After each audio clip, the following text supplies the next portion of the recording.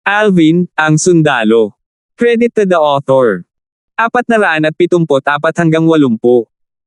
Ang mga pangalan po na nandito ay galing sa mga name generator.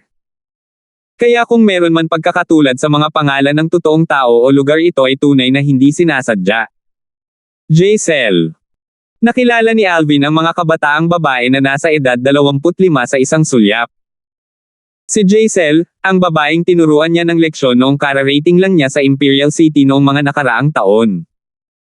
Noon lang niya nalaman na itong si Jacel ay pinsan talaga ng 5th prince ng Imperial family. Sa oras na iyon, sinubukan ni Jacel na gawing mahirap ang mga bagay para sa kanya sa maraming pagkakataon, at kahit na ang ika-5 prinsipe ay gustong kitilin ang kanyang buhay ng maraming beses. Sa kasamaang palad para sa kanila, hindi sila nagtagumpay mula sa simula hanggang sa huli. Sa huli, kahit na si Jacel o ang ika-5 prinsipe, pareho silang nawala ng magandang wakas. Ang paglilinang ni Jacel ay napilayan niya. Para sa 5th prince, sa halip ay namatay siya sa loob ng throne room ng Imperial Palace. Hindi nakakagulat na naramdaman kong medyo pamilyar ang Fairson County mula pa noong una. Hindi ba ito si Jacel ang anak ng gobernador ng Fairson County? Biglang naunawaan si Alvin, at hindi niya maiwasang maalala ang mga eksenang naganap sa restaurant sa labas ng lungsod ng Imperial City noong mga nakaraang taon. Noong panahong iyon, pagkatapos niyang turuan ng leksyon si Jacel, narinig niya kaagad na may nagbanggit ng pagkakakilanlan ni Jacel. May tadhana talaga sa ating dalawa. Hindi alam, isang kakaibang ngiti ang lumitaw sa mga sulok ng bibig ni Alvin. Sa sandaling ito, si Jacel nakakapasok lang sa restaurant ay napansin na ang isang nagbabagang tingin ay nakatitig sa kanya, at ito ay naging sanhi ng kanyang pagsimangot habang ang kanyang mukha ay lumubog. Siya ay anak ng gobernador ng Fairson County. Sino ang nangahas na maging mapangahas? Ang titig ni Jacel na matalim na parang espadang mabangis na tumusok patungo sa may-ari ng nagbabagang tingin. Gayunpaman, nang matamaan ng tingin ni Jacel ang tao, para siyang nakakita ng multo, at ang kanyang mukha ay namutla habang ang kanyang katawan ay nagsimulang manginig ng husto. Siya iyon. Ang mga eksena noon ay tila nasa kanyang mga mata, ngunit walang puot na lumabas sa puso ni Jacel, at ang tanging lumitaw ay takot. Ang kasalukuyang katayuan at pagkakakilanlan ng taong nauna sa kanya ay hindi isang bagay na matitinag niya. Kahit na ang kanyang pinakamalaking tagapagtaguyod, ang kanyang pinsan na kapatid na si 5th Prince ay pinatalsik umano ng taong ito ilang taon na ang nakalilipas. Jacel, long time no see. Kapag nakakita siya ng kakilala, natural na babatiin ni Alvin ang kakilala, at direktang nagpadala siya ng voice transmission sa mga tainga ni Jacel. Si Jacel ay parang tinamaan ng kidlat nang marinig niya ang boses ni Alvin, at ang kanyang ekspresyon ay mapatla. Jacel, anong meron? Sa sandaling ito, napansin ng binata na magkabalikat na naglakad kasama si Jacel na may mali kay Jacel. Sinundan niya ang tingin ni Jacel upang tumingin, at ang kanyang tingin ay bumaba rin kay Alvin. Hindi maiwasang lumubog ang mukha niya. Jacel, kilala mo ba siya? Gusto mo rilungan kitang turuan siya ng leksyon. Naunawaan niya ang takot na ipinahayag ni Jacel sa binata sa malayo, at may intensyon siyang hanapin ang limelight sa harap ni Jacel. Hindi maganda ang pakiramdam ko, gusto kong bumalik sa county governor's estate. Nabalik sa katinoan si Jacel nang marinig niya ang mga salita ng binata, at ang kanyang ekspresyon ay magkahalong galit at maaliwalas. Turuan siya ng leksyon. Malamang na walang kahit isang tao sa Crimson Sky Kingdom na nangahas na sabihing gusto nilang turuan ng leksyon ang taong ito. Nang matapos siyang magsalita, tumalikod si Jacel at umalis. Jacel, hintayin mo ako. Ang mga mata ng binata na nagbuga ng malamig na ilaw ay sumulyap kay Alvin, pagkatapos ay lumingon siya sa direksyon na iniwan ni Jacel upang habulin siya. Ang pag-alis ni Jacel ay lumampas sa inaasahan ni Alvin. Ganoon na ba ako kay Tekot? Umiling si Alvin at ngumiti, pagkatapos ay binawi ang kanyang tingin. Samantala, dumating na ang mga pagkain na in-order niya at nagsimula na siyang kumain. Makalipas ang kalahating oras, si Alvin at ang maliit na gintong daga ay natapos ng kumain ng busog. Isang bagay na karapat-dapat banggitin ay ang maliit na gintong daga ay talagang palihim na umiinom ng alak at nakainom pa nga ng isang buong pitsil ng alak, at siya ay pasuray-suray habang nakatayo sa mesa, na parang nagsasanay sa lasing na boxing. Sa wakas, ang lakas ng alak ay tumama sa maliit na gintong daga, at siya ay diretsyong nahulog, natomba. Ang batang ito ay hindi talaga gumamit ng origin energy para pigilan ang kanyang sarili na malasing. May kakaibang ekspresyon si Alvin nang makita niya ang eksenang ito. Paano malalaman ni Alvin na ito ang unang pagkakataon na uminom ng alak ang maliit na gintong daga, at nakalimutan niya ang lahat ng tumama sa kanya ang alak, kaya paano niya naisip ang gamitin ang origin energy para maiwasan ang kanyang sarili na malasing? Mukhang kailangan nating manatili sa lungsod ng Fairson County ng isang gabi. Ang batang ito ay hindi gising ng ilang oras. Walang magawang umiling si Alvin saka nag-withdraw ng pilak para bayaran ang bill. Pagkatapos niyang bayaran ang bill, balak ni Alvin na umalis.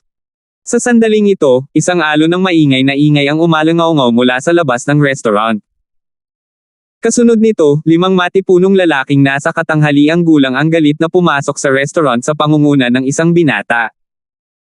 Napakaingay ng mga galaw nilang 6, at ilang sandali pa, naakit nito ang tingin ng karamihan sa mga customer sa restaurant. Ito ang pinakamatandang young master ng Mo Clan. Ang panganay na young master ng Mo Clan ay malapit ng pakasalan ng anak ng county governor, Miss Giselle. Mayroon pa bang isang tao na maglakas loob na saktan ang matandang young master ng Mo Clan sa loob ng Fairson County City? Sino nga ba ang matapang? Nagbulungan ang buong restaurant. Young Master Morrow, ikaw. Gumalaw ang manager ng restaurant para batiin ang binata, at tumingin siya sa binata na may nababagabag na ekspresyon. Gayunpaman, hindi pinansin ng binata ang manager ng restaurant, at sa halip ay tumingin sa isang binata sa di kalayuan na nagbabalak na umalis, at sumigaw ito ng malakas. Siya yun. Kaagad, ang 5 matipunong nasa katanghaliang gulang na mga lalaki sa likuran niya ay tila nag-transform sa 5 mabangis na tigre na sumugod upang palibutan ang binata. Maagang nakilala ni Alvin ang binata nang lumitaw ang binata habang may kasamang ilang tao. Hindi ba ang binatang ito ang taong kasama ni Giselle kanina? Morrow. Ang pinakamatandang young master ng Mo Clan. Nagsalubong ang mga kilay ni Alvin nang marinig niya ang usapan ng karamihan ng mga customer kanina. For a time, medyo naging kakaiba ang kanyang tingin habang iniisip sa kanyang puso. Hindi ko talaga akalain na may isang tao na maglalakas loob na pakasalan si Giselle. Ipinapalagay ko na ang Mo Clan ay malamang na isang angkan sa lungsod ng Fairson County. Sa sandaling ito, nahulaan ni Alvin ang maraming bagay. Si Alvin ay may kalmadong ekspresyon ng mapalibutan ng 5 matipunong nasa katanghaliang gulang na lalaki, at parang hindi magbabago ang kanyang ekspresyon kahit na gumuho ang mount. Tay sa kanyang harapan. Ang pinakamatandang young master ng Mo Clan. Nagsalita si Alvin nang walang pakialam. Ano? Hindi ako pinakilala ni Giselle sa'yo. Paano nalaman ni Alvin na pagkatapos siyang makita ni Giselle kanina, nanginginig na siya sa takot? Paano niya mahihirapan ang mood na ipaliwanag ng labis sa kanyang kasintahan? Marahil, si Giselle na bumalik sa estate ng gobernador ng county ay hindi kailanman naisip na isasama ng kanyang kasintahan ang kanyang mga nasasakupan upang maghanap ng gulo kay Alvin. I don't care who you are, or what connection you have with Giselle. But since you've made her unhappy, then I'll teach you a lesson. Ang mukha ni Morrow ay nagpakita ng isang malamig at walang malasakit na ngiti, na para bang kinokontrol niya ang lahat ng nasa harapan niya sa loob ng kanyang mga palad. Turuan mo ako ng leksyon. Natigilan muna si Alvin, pagkatapos ay tumawa siya. Sigurado ka bang gusto mo akong turuan ng leksyon? Huwag mo akong sisihin sa hindi kita babala. Kapag nagawa mo na ang ilang bagay, kailangan mong pagbayaran iyon. Kung ang iyong mga nasasakupan ay maglakas loob na salakayin ako ngayon, pagkatapos ay mananatili ako sa Mo Clan mo ng ilang araw. Ang mga salita ni Alvin ay pumasok sa tainga ng pulutong ng mga customer sa restaurant, at tila nagdulot ito ng isang unos. Napakamayabang ng binatang ito. Talagang naglakas loob siyang pagbabantaan ang pinakamatandang young master ng Mo Clan kapag kaharap ang Mo Clan's eldest young master at 5 general ng Mo Clan. Ang binatang ito ay maaaring tulala o nagtataglay ng kakaibang background. Kahit anong tingin ko sa kanya, mukhang hindi tanga ang binatang ito. Masiglang nag-usap ang lahat sa restaurant. Lumubog ang mukha ni Morrow dahil ang mga salita ni Alvin ay lumampas din sa kanyang inaasahan. Kahit na pinalibutan na ng 5 general ng Mo Clan si Alvin ngayon, hindi sila naglakas loob na kumilos ng padalos-dalos dahil halatang hinihintay nila ang mga tagubilin ni Morrow. Sino ka? Sa wakas, titig na titig si Morrow kay Alvin habang dahan-dahan itong nagsasalita.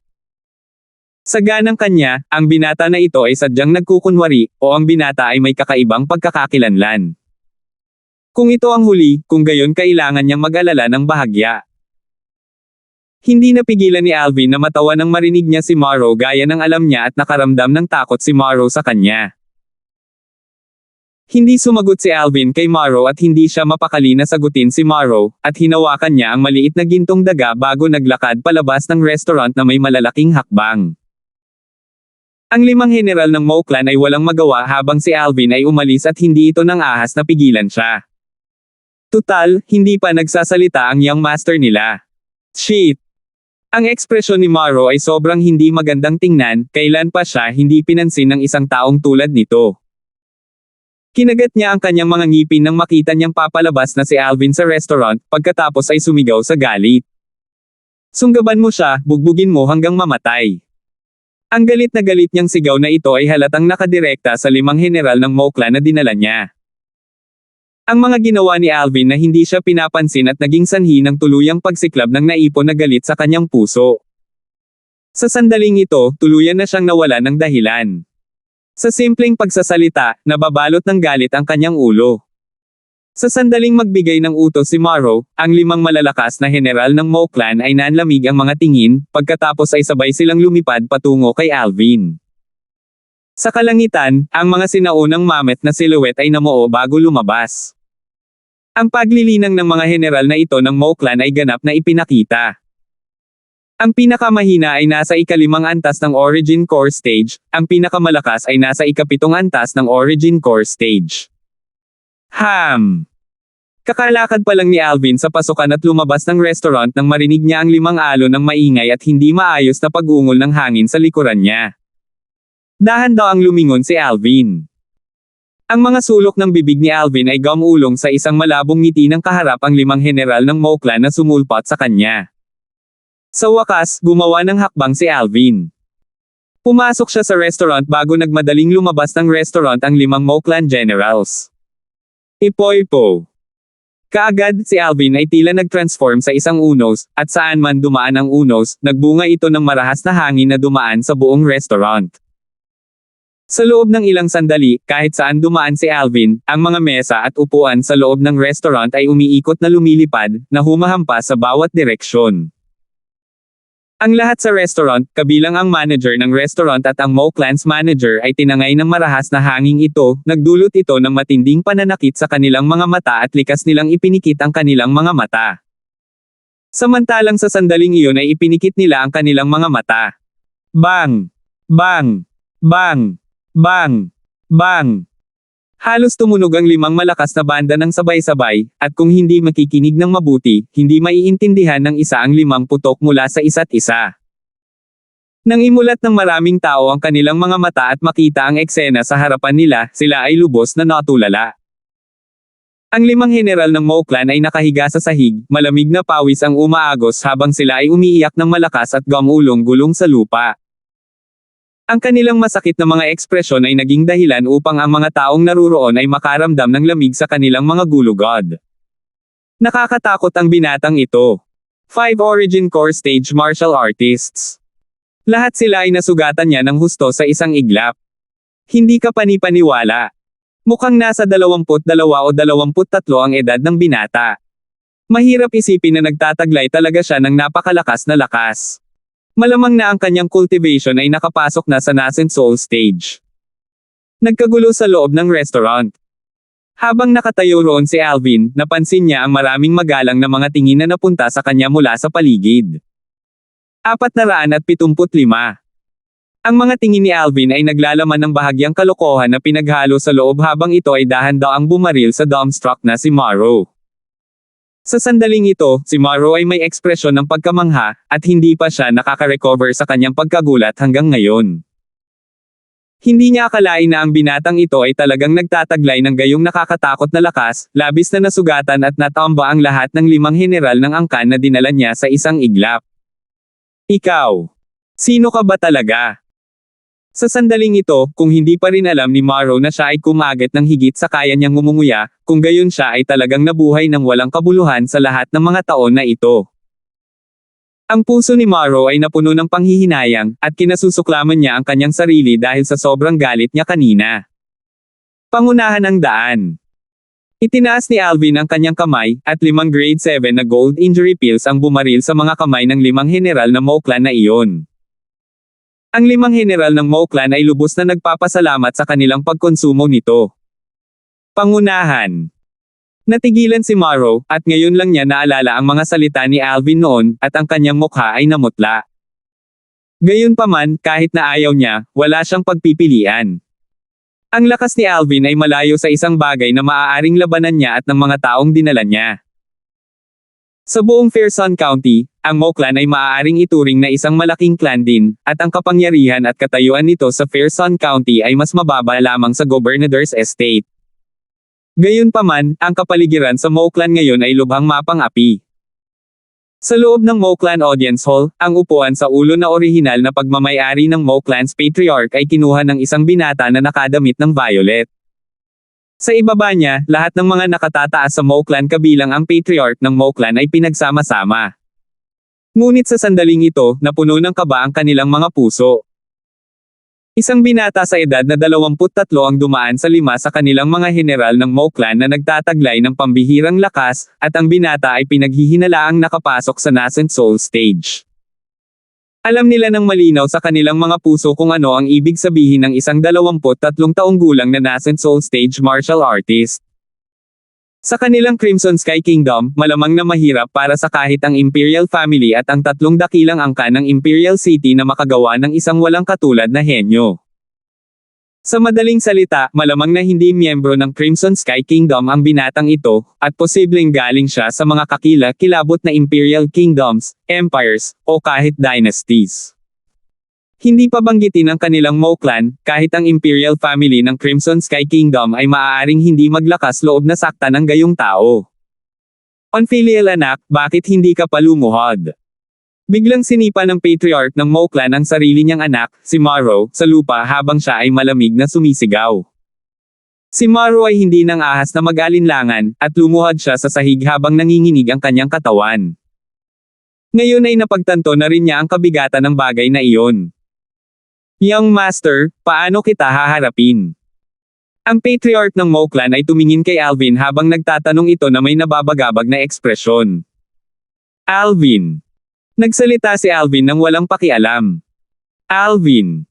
Sa sandaling matapos magsalita si Alvin, ang Patriarch ng Moklan ay agad na namutla. Ang mga ekspresyon ng natitirang grupo ng mga nakatataas na Moklan ay namutla rin. Bang!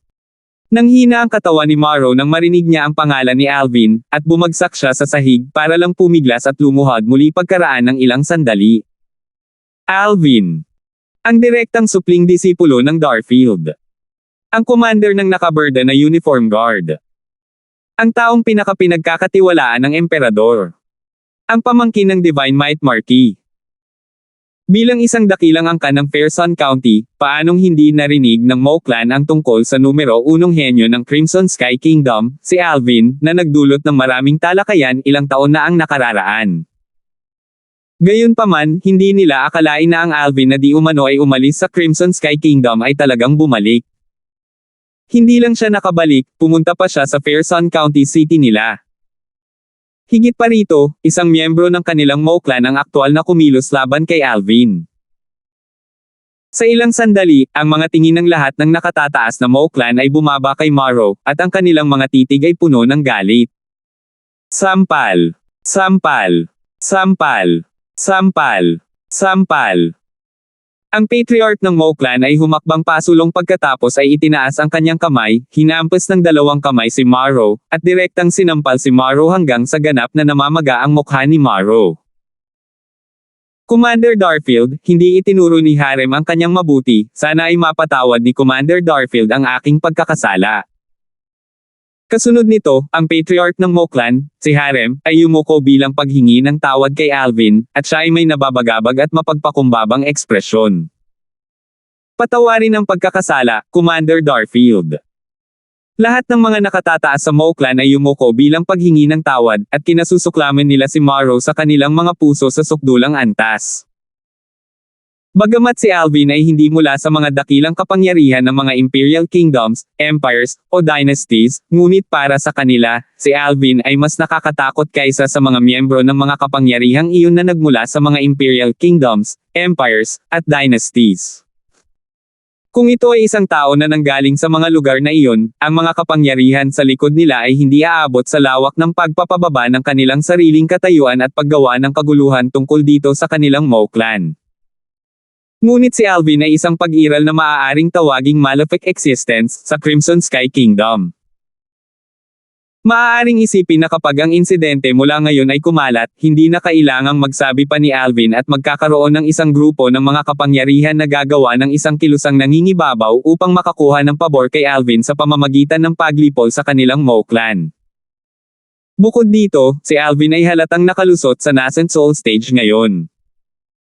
Narinig na nila ang tungkol kay Alvin na umalis sa Crimson Sky Kingdom ilang taon na ang nakararaan at patungo sa Azure Forest Imperial Kingdom na nagnanais na sumali sa isang sekta. Sa ganang kanila, tiyak na dahil nakuha ni Alvin ang cultivation resources ng mga kakilakilabot na sekta sa Azure Forest Imperial Kingdom kung kaya't nagawa niyang makamit ang napakalaking pag-unlad na pumasok sa nascent soul stage sa murang edad. Sa likas na talento ni Alvin, tiyak na matatanggap niya ang mataas na paggalang mula sa mga sekta ng Azure Forest Imperial Kingdom. Sa hinaharap, hindi magiging mahirap para sa kanya na maging isang mahusay na figure sa mga sekta ng Azure Forest Imperial Kingdom. Maaari nilang isipin na ang kasalukuyang Alvin ay sapat na upang gawin ang anumang kapangyarihan sa Crimson Sky Kingdom na sadyang pabor sa kanya. Alvin. Siya talaga si Alvin. Dapat simula pa lang ay naisip ko na. Sa Crimson Sky Kingdom, malamang si Alvin lang ang nakakatakot kay Jacel to the point na tatakas siya sa gulat. Nanginginig ang katawan ni Morrow habang nakaluhod sa sahig. Patriarch mo. Ngayon lang ako pumunta sa Moklan mo dahil gusto kitang istorbohin ng ilang araw. Wala na akong ibang choice, mahirap lang ako nitong mga nakaraang araw at hindi ko kayang sabihin sa isang inn. Umupo si Alvin sa upuan sa yulunan, ang kanyang kaliwang kamay ay nakataas ang maliit na gintong daga na natanggal sa alak, ang kanyang kanang kamay ay bahagyang hinahaplos ang makinis na likod ng maliit na gintong daga, habang siya ay nagkunwaring buntong hininga. Ang mga nakatataas sa Moklan ay natulala saglit bago nag-react sa ibig sabihin ni Alvin. Commander Darfield, ito ay 1,000,000 ginto, kunin mo lang ito bilang paghingi ng tawad ng ating Moklan, mangyaring tanggapin ito.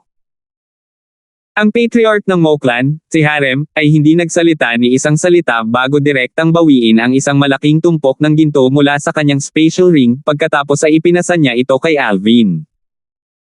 Natanggap ni Alvin ang ginto ng walang kaunting kahinhinan pagkatapos ay inihagis ito sa kanyang spatial ring.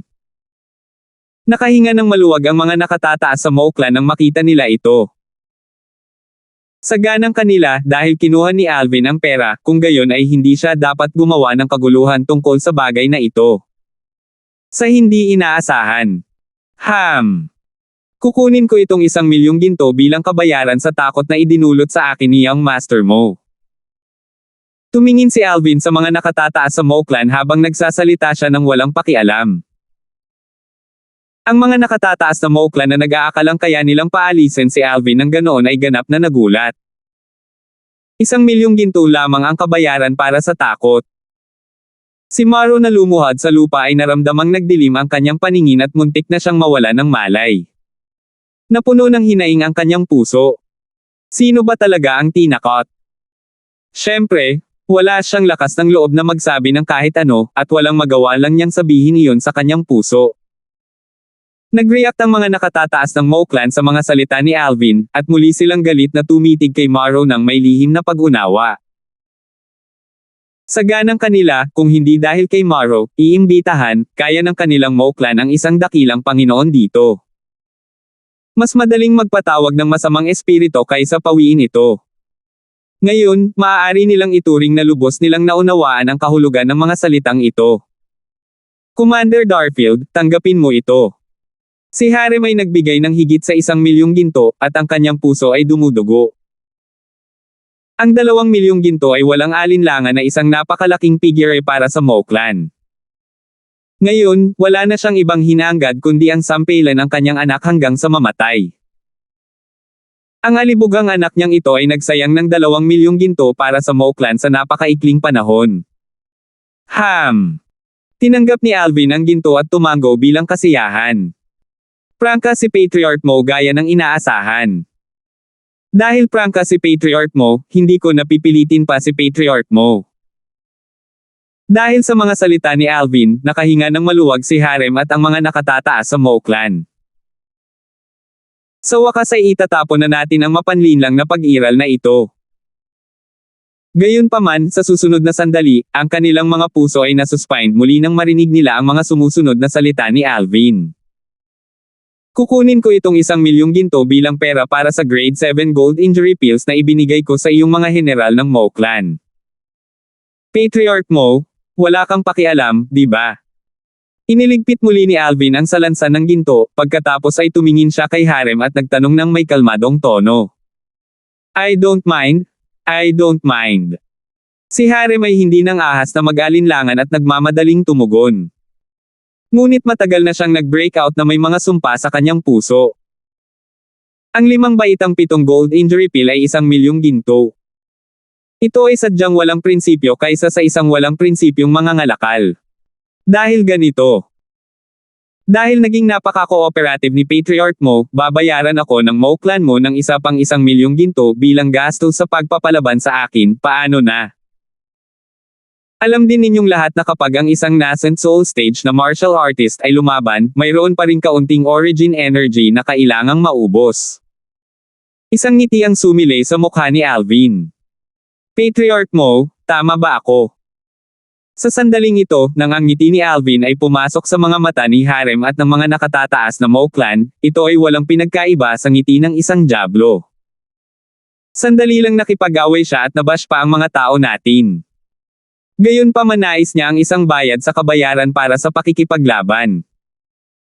Ang mental line of defense na naputyol na ni Morrow na lumuha doon haba dumaranas ng pahirap ay tuluyan ng bumagsak. Bang!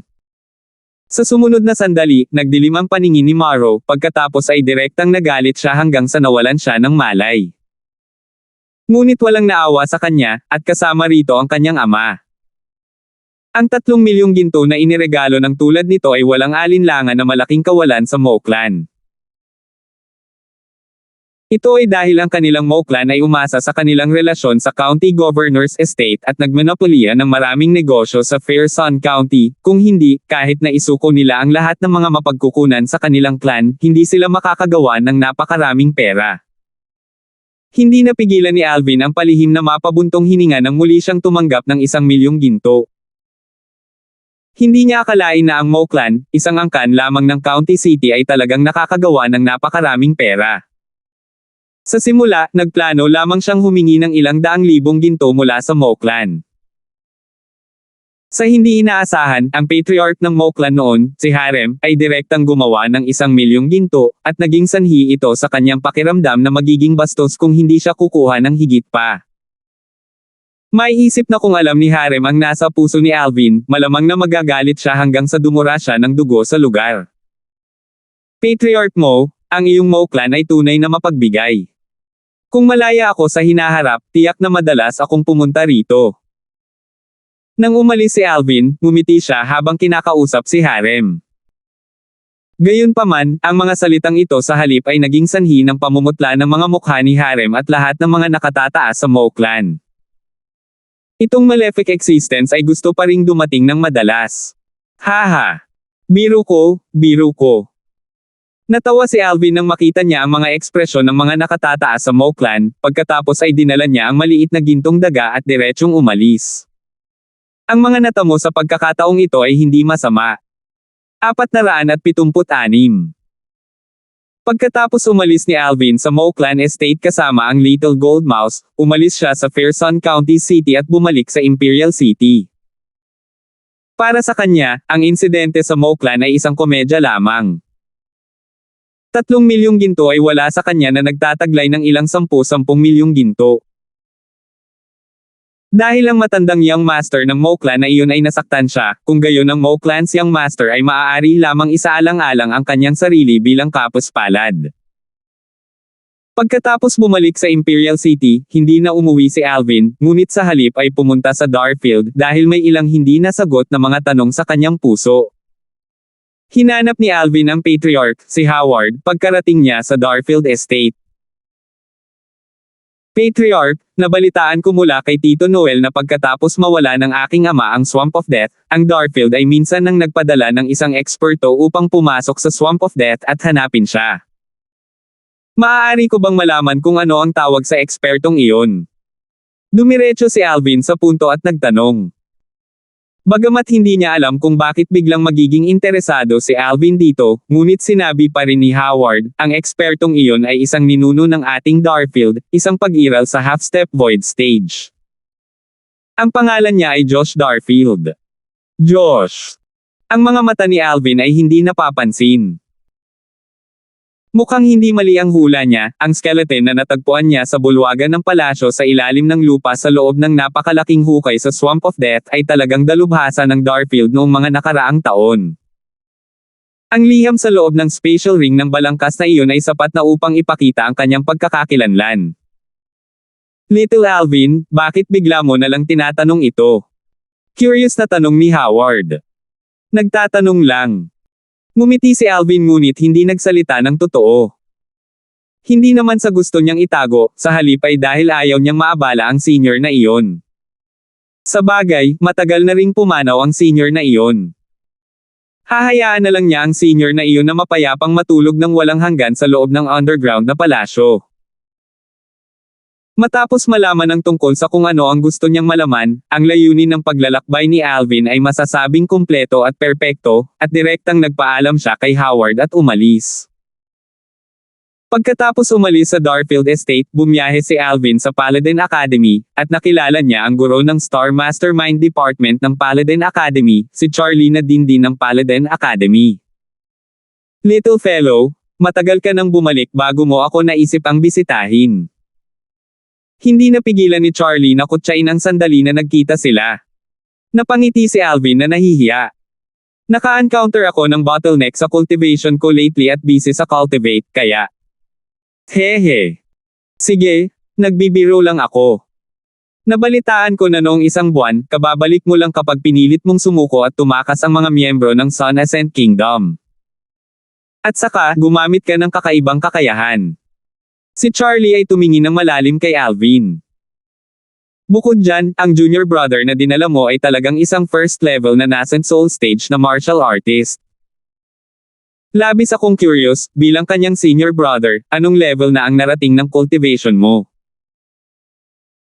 Umiling si Alvin at ngumiti nang makita niyang tumingin si Charlie na may nagbabagang tingin, pagkatapos ay humakbang siya pasulong at ang origin energy ay lumundag sa kanyang katawan. Whoosh! Sa susunod na sandali, 1,000 parang buhay na sinaunang mammoth silhouette ang namuo sa kalangitan sa itaas ng Alvin, at nag-ipon sila ng puwersa habang naghihintay na may deploy. Ikapitong antas ng nascent soul stage. Gulat na bulalas ni Charlie at may pagtataka siyang ekspresyon. Kahit na matagal na siyang handa at nahulaan na ang kasalukuyang lakas ni Alvin ay dapat na mas malakas kaysa sa kanyang junior brother, hindi kailanman naisip ni Charlie na si Alvin ay talagang nakalusot sa ikapitong antas ng nascent soul stage. Isang 23 taong gulang na ikapitong antas ng nascent soul stage na martial artist, anong uri ng paniwala ito? Kahit na sa buong Dark Cloud Dynasty, natatakot ako na ang isang 23 taong gulang na ikapitong antas ng nascent soul stage na martial artist ay napakabihirang. Naisip ni Charlie sa kanyang sarili. Nang si Charlie ay namangha, ginagamit din ni Alvin ang kanyang espiritual na lakas para palakihin si Charlie. Matapos ang ilang taon na hindi pagkikita, ang guro niyang ito ay nakalusot na sa ika-4 na antas ng void prying stage, at ito ay nakakagulat. Kasunod nito, casual na nakipag-chat si Alvin kay Charlie sa loob ng ilang oras bago siya nagpaalam at umalis. Nang umalis siya, sinamantala niya ang pagkakataong makita ang Vice Dean na si Denver. Malaki ang naitulong ni Denver sa kanya nitong mga nakaraang taon, at lagi niyang naaalala ito sa kanyang puso. Azure Forest Imperial Kingdom, branch sect ng Azure Forest Tri-Sect, ang naunang lokasyon ng Snow Moon Sect. Ang Snow Moon Sect ay dating isa sa 5 dakilang sekta ng Azure Forest Imperial Kingdom. Samantalang ngayon, kasama ang sunod-sunod na paglipol ng Mountain Split Sect at 7 Star Sword Sect, 3 na lang sa 5 dakilang sekta ang natitira, at sila ay pinagsama-sama. Ang Snow Moon Sect ay ganap na naglaho sa loob ng ilog ng panahon. Whoosh! Ang isang magandang figure ay tila isang napakabilis na kidlat habang ito ay kumikislap sa tarangkahan patungo sa sekta, na naging sanhi ng pagkagulo ng mga disipulo na nagbabantay sa mga pintuan. Hindi ba't si Senior Sister Melody iyon? Nakilala ng isa sa kanila kung sino ang may-ari ng magandang figure. Ang personal na alagad ng isa sa 3 dakilang leader ng sekta ng Azure Forest Tri-Sect, ang sect leader na si Boris. Si Boris ay dating sect leader din ng Snow Moon Sect. Nagmamadali si Senior Sister Melody, mukhang nakatagpo siya ng isang agarang bagay. Ang isa pang tao ay hindi maiwasang hulaan. Bilang orihinal na lokasyon ng Snow Moon Sect, natatakpan ito ng puting nyebe sa buong taon, na para bang nababalot ito ng isang layer ng magagandang damit na pilak. Guru. Isang apurahang boses ang bumasag sa katahimikan sa kailaliman ng mga bundok na nalalatagan ng nyebe. Isang kabataang babae sa paligid ng edad na 30 ang nakatayo sa harap ng isang palasyo na nababalutan ng puting nyebe, at nang magsalita siya, ang hangin na nalanghap niya ay naging yelo na bumagsak sa lupa. Pasok! Isang boses ang narinig mula sa loob ng palasyo. Pumasok ang babae sa audience hall ng palasyo, pagkatapos ay tumingin sa kalapit na middle-aged na lalaki at magalang na yumoko. Guru. Ang nasa katanghaliang gulang na lalaki ay nakasuot ng isang silk headdress at may hawak na feather fan sa kanyang kamay, at siya ay nagtataglay ng isang maganda at hindi pangkaraniwang tindig. Melody, bakit ka ba nagmamadali? Ang nasa katanghaliang gulang na lalaki na nakadamit tulad ng isang scholar, ang dating sect leader ng Snow Moon Sect, si Boris, ay may natatarantang ekspresyon habang nakatingin sa kanyang sariling personal na disipulo. Guru, may balita ako tungkol kay Alvin. Namumula ang mukha ni Melody habang tuwang-tuwa siyang nagsasalita. Ano? Nanliit ang mga mag-aaral ni Boris nang marinig niya ito. Nasaan siya ngayon?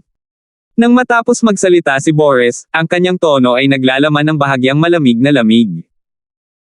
Mula noong labanan sa 7 Star Sword Sect na tinakasan ni Alvin, ang kanilang Azure Forest Tri-Sect ay nasira ang kanilang utak upang hanapin ang mga track ni Alvin, ngunit bumalik sila na walang dala. Si Alvin, ang napakalaking henyo ng 7 Star Sword Sect na tumalo kay Zither Young Master na pangatlo sa 5 dakilang Young Master sa edad na 23. Maiisip nila na kapag nag-mature na si Alvin sa hinaharap, tiyak na magiging malaking kalamidad siya para sa kanilang Azure Forest Tri-Sect. Kaya, kahit na ano, kinaladkad nila siya palabas at bunutin ang damo hanggang sa mga ugat bago siya tumubo. Kung hindi, ang Azure Forest Tri-Sect ay hindi magkakaroon ng araw ng kapayapaan.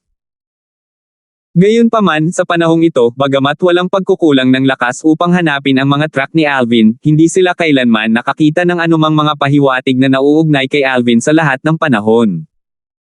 Nagdulot ito ng labis na pagkainip sa kanila. Samantalang ngayon, may balita na sa wakas tungkol sa Alvin na iyon. Guru, si Alvin ay nasa Imperial City ng isang maliit na kaharian na nasa ilalim ng ating Azure Forest Imperial Kingdom ngayon, ang Crimson Sky Kingdom. Tuwang-tuwang sabi ni Melody.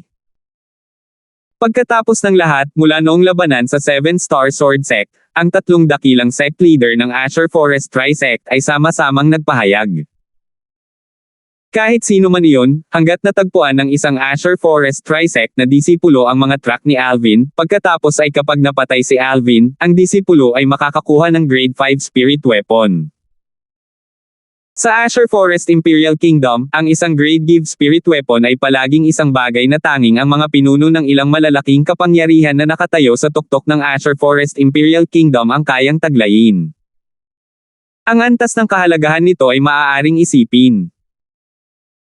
Samantalang para sa kapakanan ng paghahanap ng mga track ni Alvin, ang gantimpala na kanilang inaalok ay tiyak na ang dalawang Grade 5 Spirit Weapons mula sa 7-Star Sword Sect at Mountain Split Sect na Nullipole.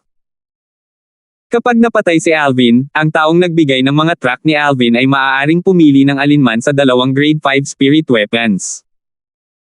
Sa sandaling ito, tila nakita ni Melody ang Grade Give Spirit Weapon na kumakaway ng kamay sa kanya. Crimson Sky Kingdom. Natigilan muna si Boris, pagkatapos ay bigla siyang naunawaan. Hindi nakakagulat na pinakilos namin ang mga disipulo ng buong Azure Forest Trisect, ngunit wala kaming mahanap na anumang mga pahiwatig na may kaugnayan sa Alvin na iyon. Kaya lumabas na siya ay tumakbo sa Crimson Sky Kingdom. Ang impormasyon ba ay tumpak? Seryoso ang ekspresyon ni Boris habang tinanong niya si Melody. Huwag kang mag-alala Master, tiyak na tumpak ang impormasyon. Para sa kumpirmasyon, personal akong bumiyahe sa Crimson Sky Kingdom. Marahil ay hindi mo pa rin alam.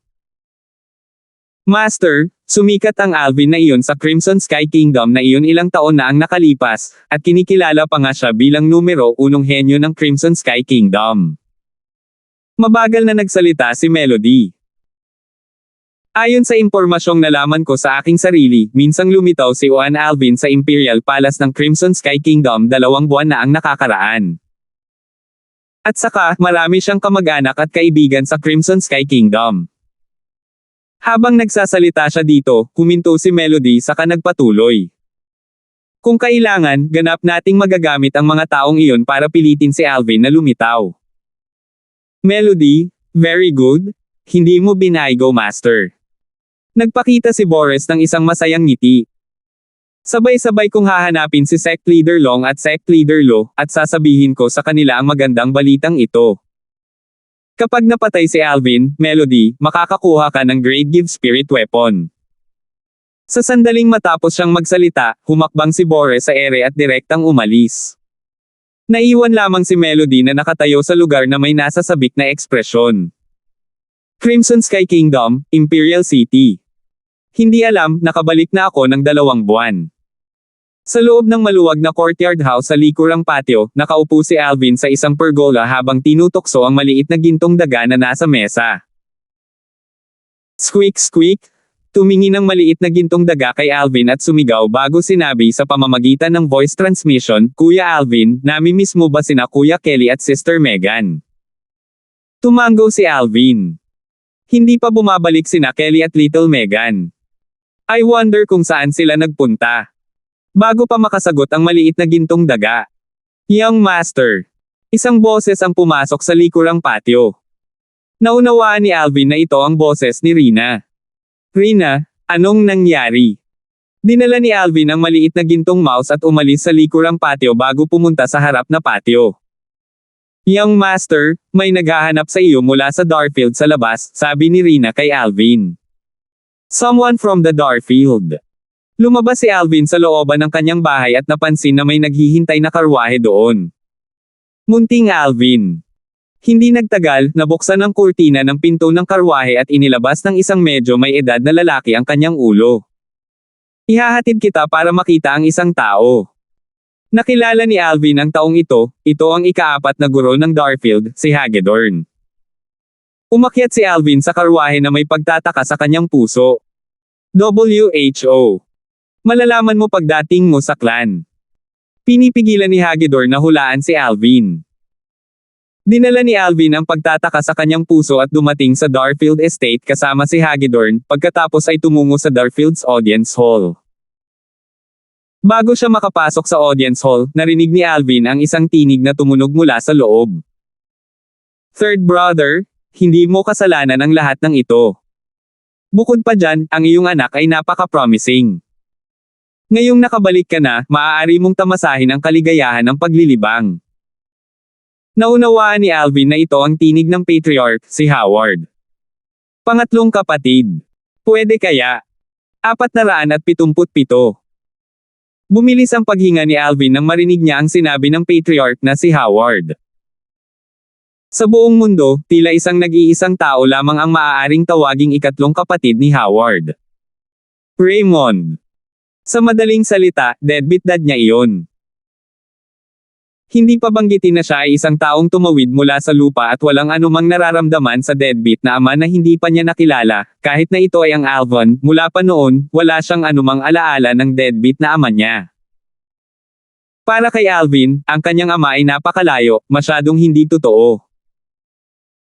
Gayunpaman, biglang lumitaw ang isang taong nawala sa loob ng buong 23 taon, at naging sanhi pa rin ito ng pagkagulat ni Alvin at hindi makapaniwala. Pang-apat tiyo, ama ko ba talaga? Tumingin si Alvin kay Hagedorn, at hindi niya maiwasang magtanong. Nakaramdam siya ng walang katulad na pagkabalisa. Bahagyang ngumiti si Hagedorn.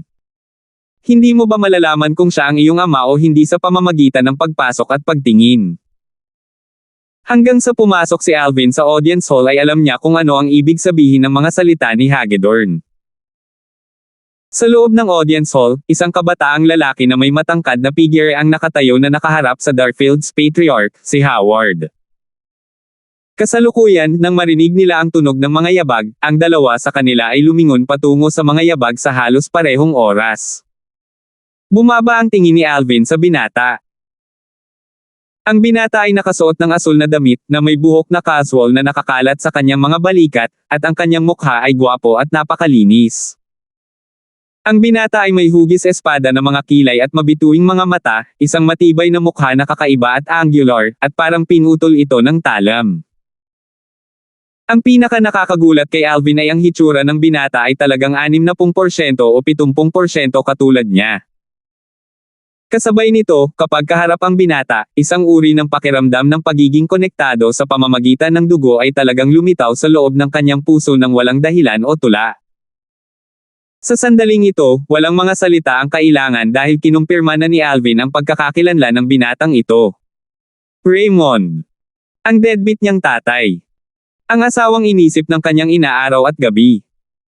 Nang si Alvin ay nakatingin kay Raymond, si Raymond ay nakatingin din sa kanya. Napansin ni Alvin ang mga bakas ng pananibik na nasa mga mata ni Raymond. Iyon ay excitement na nagmula sa puso. Ikaw si Alvin. Malalaking hakbang pasulong si Raymond, nakarating sa harap ni Alvin sa ilang hakbang lang, pagkatapos ay iniabot niya ang kanyang kamay upang hawakan ang mukha ni Alvin. Kung sino pa man iyon, matagal na siyang sinipa ni Alvin na lumilipad. Samantalang sa sandaling ito, hindi ito ginawa ni Alvin, at sa halip ay pinayagan si Raymond na hawakan ang kanyang mukha. Sa hindi malamang dahilan, isang uri ng mainit na pakiramdam ang biglang lumabas sa kanyang puso. Ang pakiramdam na ito ay lumakas at lumakas. Ama. Sa sandaling ito, kahit si Alvin ay hindi kailanman naisip na diretso niyang bubuksan ang kanyang bibig at kikilalanin si Raymond bilang kanyang ama. Pagkatapos ng lahat, sa sandaling makita niya si Raymond, nakaramdam siya ng sama ng loob kay Raymond. Ang hinanakit kay Alvin sa hindi pagbabalik ng mas maaga at naging sanhi ng labis na sakit ng kanyang ina. Sa kasalukuyan, ang lahat ng ito ay bahagyang hindi inaasahan, at mahirap para sa kanya na maunawaan. Parang hinihimok siya ng subconscious niya na gawin ito. Ikaw. Anong tawag mo sa akin kanina? Ikaw. Tinawag mo akong ama. Ang mukha ni Raymond ay puno ng pananibik at kaaya-ayang sorpresa. Malinaw, hindi niya inaasahan na ang anak na ito na hindi pa niya nakita sa nakaraan ay direktang kikilalanin siya. Pagkatapos ng lahat, sa lahat ng mga taon na ito, nakonsensya siya kay Alvin. Kahit na ayaw ni Alvin na kilalanin siya bilang kanyang ama, hindi siya magtataka, at hindi niya masisisi si Alvin. For the past 20+ years, hindi niya nagawa ang mga tungkulin ng isang ama. Hindi kaya ikaw ang aking ama. Hindi mapigilan ni Alvin na matigilan nang marinig niya si Raymond. Hindi. Ako ang iyong ama, ako ang iyong ama. Bahagyang hindi na ipahayag ni Raymond ang kanyang sarili ng maayos dahil labis siyang natatakot na hindi siya makilala ni Alvin bilang kanyang ama. Nagsimulang ngumiti si Alvin. Gayunpaman, ang kanyang ngiti ay ganap na nagyelo nang wala sa oras. Nang hawakan ng kanyang spiritual force si Raymond, talagang napansin niya na walang origin energy sa loob ng katawan ni Raymond, at nang ang kanyang spiritual force ay sumanib sa dantian ni Raymond, hindi niya napansin kahit isang katiting na origin energy. Ama, ikaw. Ang iyong origin energy. Namutla ang mukha ni Alvin. Bagamat hindi napansin ng kanyang spiritual force ang anumang bakas ng pinsala sa dantian ni Raymond, ang katawan ni Raymond ay talagang walang bakas ng origin energy. Pagkatapos ng lahat, si Raymond ay isa ng nascent soul stage martial artist 23 taon na ang nakakaraan. Ngayong lumipas na ang 23 taon. Logically speaking, sa likas na talento na ipinakita ni Raymond noong panahong iyon, hindi mahirap para sa kanyang cultivation na makapasok sa void initiation stage. Ngunit ngayon, hindi lamang si Raymond ay hindi isang nascent soul stage na martial artist, maging ang kanyang origin energy ay tuluyan ng naglaho. Siyempre, hindi naisip ni Alvin na ang cultivation ni Raymond ay maaaring umakyat sa void interpretation stage dahil sa isang hindi inaasahang pagkikita. Gayunpaman, kahit na siya ay isang eksperto sa void interpretation stage, kahit na hindi makita ni Alvin ang lalim ng kanyang cultivation, mararamdaman pa rin ni Alvin ang origin energy sa kanyang katawan. Ngayon, walang kahit isang bakas ng origin energy sa katawan ni Raymond. Ang kinalabasan na nakita ni Alvin ay si Raymond ay isa lamang ikasyam na antas ng body tempering stage na martial artist na hindi nakabuo ng kanyang origin energy. Ito ay walang pagkakaiba kaysa sa isang martial artist na si Dantian ay napilayan. Sa sandaling ito, mahinang napagtanto ni Alvin na marahil, ito ay nauugnay sa dahilan kung bakit nawala ang kanyang deadbeat na ama ng maraming taon. Pinatunayan ng mga katotohanan na hindi mali ang hula ni Alvin. Wala na ang may origin energy. Bumantong hininga si Raymond. Sa taong iyon, nagpunta ako sa Swamp of Death upang maghanap ng Seren Epiphyllum para sa iyong ina at sa iyo, at sa aking paglalakbay, isang hindi inaasahang pangyayari ang naganap. Dahil sa ilang kadahilanan, naging dahilan ito upang mawalan ako ng kontrol sa aking sarili, at wala na akong paraan para bumalik para hanapin ka at ang iyong ina. Habang nagsasalita siya dito, isang malamig na liwanag ang kumislap sa mga mata ni Raymond. Kung hindi lang para makabalik at hanapin kayo ng nanay mo, mas pinili kong sirain ang sarili ko kasama siya. Hindi ko na kailangan pang inutusan niya ako ng maraming taon at magtagal hanggang ngayon. Sa sandaling ito, naramdaman ni Alvin ang malagim na lamig na nasa tono ni Raymond. Yung taong yon. Lumubog ang mukha ni Alvin at nagtanong. Tatay, sino ang taong iyon? I'll go revenge for you. Hindi na kailangan. Umiling si Raymond. Agad na natarante si Alvin. Paliwanag ni Raymond. Ang kasamaan niya ay nagantihan na ng kasamaan, at tuluyan na siyang napawi. Kung hindi, baka hindi na makabalik si Itay at hanapin kayo ng iyong ina. Tapos bumababa talaga siya. Malamig na umungol si Alvin, at ang kanyang mga mata ay naglalaman ng nakakatakot na lamig. Hindi lamang sinira ng taong iyon ang kanyang ama, ngunit naging dahilan pa niya ang kanyang ina na mag-isa at walang sino mang maaasahan sa loob ng maraming taon. Wala siyang ibang hinangad kundi punitin ang taong iyon sa 1,000 piraso. Kahit ano paman, masaya na kayong mag-ama na muling magsama-sama. Si Howard, na laging tahimik na nakatayo sa gilid, ay dahan-daang nagsalita. Oo, third brother. Kahit wala kang cultivation, may pambihirang anak ka pa rin. Sa hinaharap, kailangan mo lamang wastong tamasahin ang iyong buhay ng paglilibang. Tumango si Hagedorn. Tumango si Raymond pagkatapos ay tumingin siya kay Alvin na may guilty expression. Alvin, ang patriarch ay nagsabi sa akin tungkol sa iyong mga nakaraang karanasan. Ikaw at ang iyong ina ay nagdusa nitong mga nakaraang taon, at ang lahat ng ito ay dahil kay ama. Tatay, huwag mo nang banggitin pa ang mga bagay na lumipas na. Malaking kapalaran na sa gitna ng kamalasan ang maibabalik mo sa pagkakataong ito. Sa tingin ko ay tiyak na magiging labis na masaya si inay kapag nakita ka niya. Hinikayat ni Alvin si Raymond, at nang matapos siyang magsalita, ipinakita niya ang isang ngiti. Nanginginig ang figure ni Raymond nang marinig niya ito. Hindi nagtagal, nagpaalam si Alvin kina Howard at Hagedorn, pagkatapos ay umalis sa Darfield Estate kasama si Raymond. Habang nasa daan, sinadya ni Alvin na tanungin si Raymond tungkol sa kanyang eksaktong mga karanasan sa loob ng 20 taon na ito. Gayunpaman, mabilis niyang napansin na si Raymond ay hindi gustong banggitin ang karanasang iyon. Kung titingnan ang kasalukuyang ugali ni Itay, naiisip ko na tiyak na ito ay isang karanasan na naging dahilan upang hindi ito maalala. Napaisip si Alvin sa kanyang puso, at kasabay nito, hindi na siya nagtanong pa. Hindi nagtagal bago dinala ni Alvin si Raymond pabalik sa kanyang sariling courtyard house. Young master, ito ay... Tumingin si Reyna kay Raymond na nasa tabi ni Alvin, at siya ay ganap na natigilan. Dahil, si Raymond ay masyadong katulad ng hitsura kay Alvin. Bahagyang ngumiti si Alvin habang sinabi niya, Reyna, ito ang aking ama. Nagulat si Reyna, at kasabay nito ay bahagyang nawala ang kanyang pag-iingat, nagmamadali siyang yumuko kay Raymond. Pagbati, Panginoon. Ayon sa kanyang kaalaman, hindi ba nawala ang ama ng young master mahigit 20 taon na ang nakalilipas? Nakakagulat na bigla siyang bumalik. Ama, siya si Reyna, ang manager ng bahay ko, sabi ni Alvin kay Raymond. Bahagyang ngumiti si Raymond habang tumango kay Reyna, ngunit mabilis na lumipat ang kanyang tingin kay Reyna at nagwala sa buong courtyard house. Nahulaan ni Reyna kung ano ang hinahanap ni Raymond at sinabing may banayad ng ngiti, Panginoon, nasa likurang patio ang ginang. Bayan sa likuran. Nagliwanag ang mga mata ni Raymond, ang kanyang gwapo at matigas na mukha ay nasa sabik hanggang sa puntong nagsimula itong manginig ng bahagya. Tatay, sumunod ka sa akin. Dinala ni Alvin si Raymond sa likurang patio. Sa likurang patio, isang matikas at magandang figure ang nakatayo sa di kalayuan habang dinidilig niya ang mga halaman, at ang tanaw sa kanyang likuran ay parang isang larawan na naging dahilan upang lumiwanag ang mga mata. Alvin, bumalik ka na.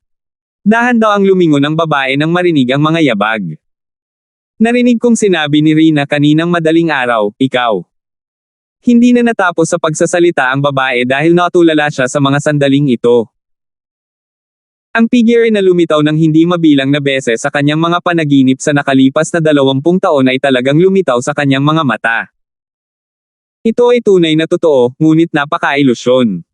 Brother Raymond. Ako. Hindi naman ako nananaginip, di ba?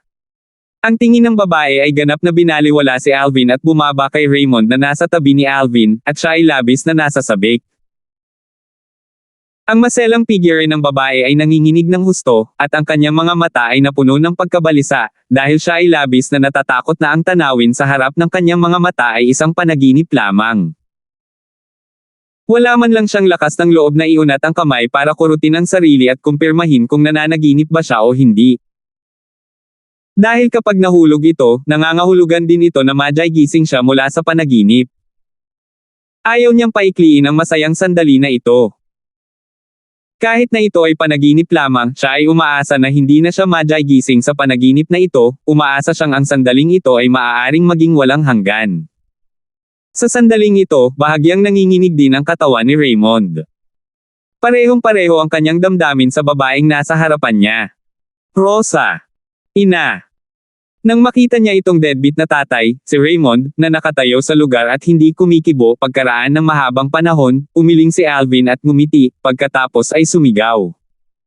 Hindi ka nananaginip. Nagbalik si ama. Hindi mali ang intuition mo sa lahat na panahon. Hindi namatay si tatay, hindi talaga siya namatay. Pagkatapos niyang magsalita, napansin ni Alvin na sina Raymond at Rosa ay tila nagising mula sa isang panaginip at sumugod sa isa't isa. Hindi niya napigil ang umiling at ngumiti, saka siya tumalikod at umalis sa likurang patio. 478. Alam na alam ni Alvin sa kanyang puso na ang kanyang deadbeat na ama at ang kanyang ina ay hiwalay na sa loob ng maraming taon, at tiyak na marami silang sasabihin sa isa't isa. Kaya matino siyang umalis sa likurang patio at hindi na sila inistorbo. Hindi ko talaga naisip na talagang hindi ko inaasahang kilalanin ang ama na ito. Nang maalala niya ang eksenang naganap sa Darfield kanina, pakiramdam niya ay medyo mahirap intindihin ito, at nakaramdam siya ng hindi paniniwala. Sa sandaling iyon, wala na siyang oras para mag-react nang hindi niya maipaliwanag na tinawag si Raymond bilang ama. Marahil ito ay isang koneksyon sa dugo. Naisip ni Alvin sa kanyang puso. Gayunpaman, anuman ang mangyari, labis na masaya si Alvin na bumalik si Raymond. Hindi siya masaya para sa sarili niya. Nasanay na siya sa kasalukuyang buhay niya, at kung bumalik man ang deadbeat na tatay niya o hindi ay walang malaking epekto sa kanya. Masaya siya para sa kanyang ina. Nitong mga nakaraang taon, lahat ng uri ng paghihirap ay tiniis ng kanyang ina para mapalaki siya. Siya ay isang babae na walang anumang pag-asa, at maiisip ang hirap na dinadala sa kanyang mga balikat. Kaya si Alvin ay palaging nakadarama ng dalamhati para sa kanyang ina. Ngayon, bumalik na ang lalaking inaakala ng kanyang ina araw at gabi, nangangahulugan din na simula ngayon ay hindi na mag-iisa ang kanyang ina. Squeak squeak! Biglang, ang munting gintong daga ay narinig ng mga tainga ni Alvin. Munting ginto, anong problema? Nagtataka na tumingin si Alvin sa maliit na gintong mouse habang nagtatanong ito. Kinurap-kurap ng maliit na gintong daga ang kanyang titays ng jade green na mata, pagkatapos ay tinitigan si Alvin habang sinasabi niya sa pamamagitan ng voice transmission, Kuya Alvin, nang tumingin sa akin ang iyong ama kanina. Naramdaman ko ang isang nakakatakot na aura na dumampi. Ang nakakatakot na aura na iyon ay lubos na katulad ng aura na naramdaman ko sa Swamp of Death noong isang araw. Swamp of Death. Tumaas ang kilay ni Alvin. Malinaw niyang naalala ang pangyayari noong araw na iyon. Ito ay tiyak na dahil ang maliit na gintong daga ay nakaramdam ng isang nakakatakot na aura kaya ang maliit na gintong daga ay nagawang dalhin siya upang hanapin ang bulwagan sa palasyo sa ilalim ng lupa na malalim sa ilalim ng lupa. Gayunpaman, ayon sa maliit na gintong daga, sa huli, ang nakakatakot na aura ay lumitaw lamang sa sandaling iyon kapag ang malakas na kaluluwang iyon ay gustong sirain ang kanyang kaluluwa at agawin ang kanyang katawan. Ang nakakatakot na aura na iyon ay halatang ibinubuga ng malakas na kaluluwang iyon. Nahulaan na ito ni Alvin sa araw na iyon. Maliit na ginto, sa palagay ko tiyak na nadama mo ito ng mali. Ang may-ari ng aura na naramdaman mo ay nawala ng tuluyan. Umiling si Alvin at naisip lamang niya na mali ang naramdaman ng maliit na gintong daga. Ang maliit na gintong daga ay nakalaylay sa kanyang maliit na ulo nang marinig niya ito, ngunit hindi nito pinabulaanan. Pagkatapos ng lahat, naramdaman lang niya ang nakakatakot na aura sa sandaling tumingin sa kanya si Raymond, at ang aura na iyon ay nawala ng walang bakas sa isang kisap mata. Sa sandaling ito, kahit siya ay hindi sigurado kung ito ay ang kanyang maling akala. Narinig lamang ni Alvin na tinawag siya ni Rosa nang sumapit ang gabi.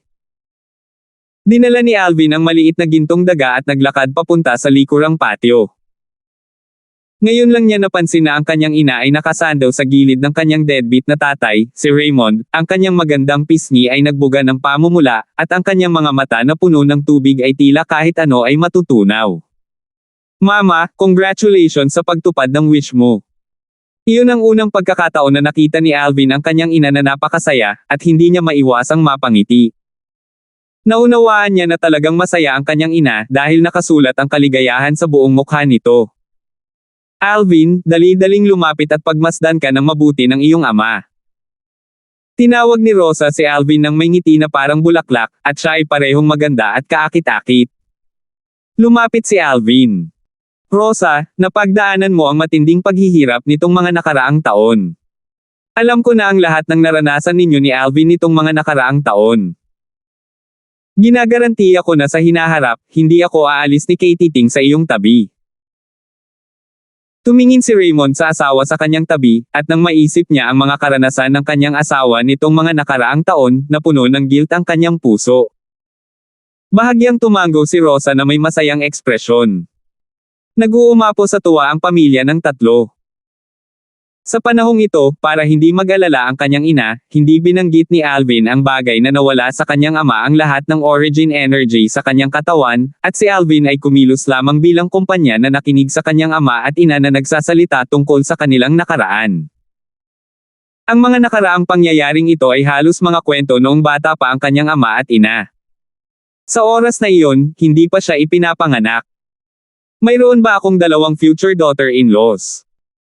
Nagliwanag ang mga mata ni Raymond nang marinig niyang binanggit ni Rosa sina Kelly at Megan, pagkatapos ay ngumiti habang nakatingin kay Alvin. Alvin, not bad, not bad. Mas magaling ka sa tatay mo sa aspetong ito. Ano? Brother Raymond, gusto mo ring yakapin ang mga babae sa kaliwat kanan. Si Rosa, na nakaupo sa tabi ni Raymond, ay nagsalita sa isang boses na parang tubig, at halos walang kakaibang damdamin ang maririnig mula sa kanyang boses. Ngunit bumagsak ang mukha ni Raymond. Rosa, mali ang sinabi ko, hindi ko sinasadya. Hindi ko talaga sinasadya. Hindi napigilan ni Alvin na matawa nang makita niyang abala si Raymond sa pagpapaliwanag kay Rosa. Makalipas ang isa pang yugto ng panahon. Brother Raymond, Alvin, kayong mag-ama ay may magandang usapan at bumuo ng damdamin sa inyong dalawa. Magluluto ako ngayong gabi.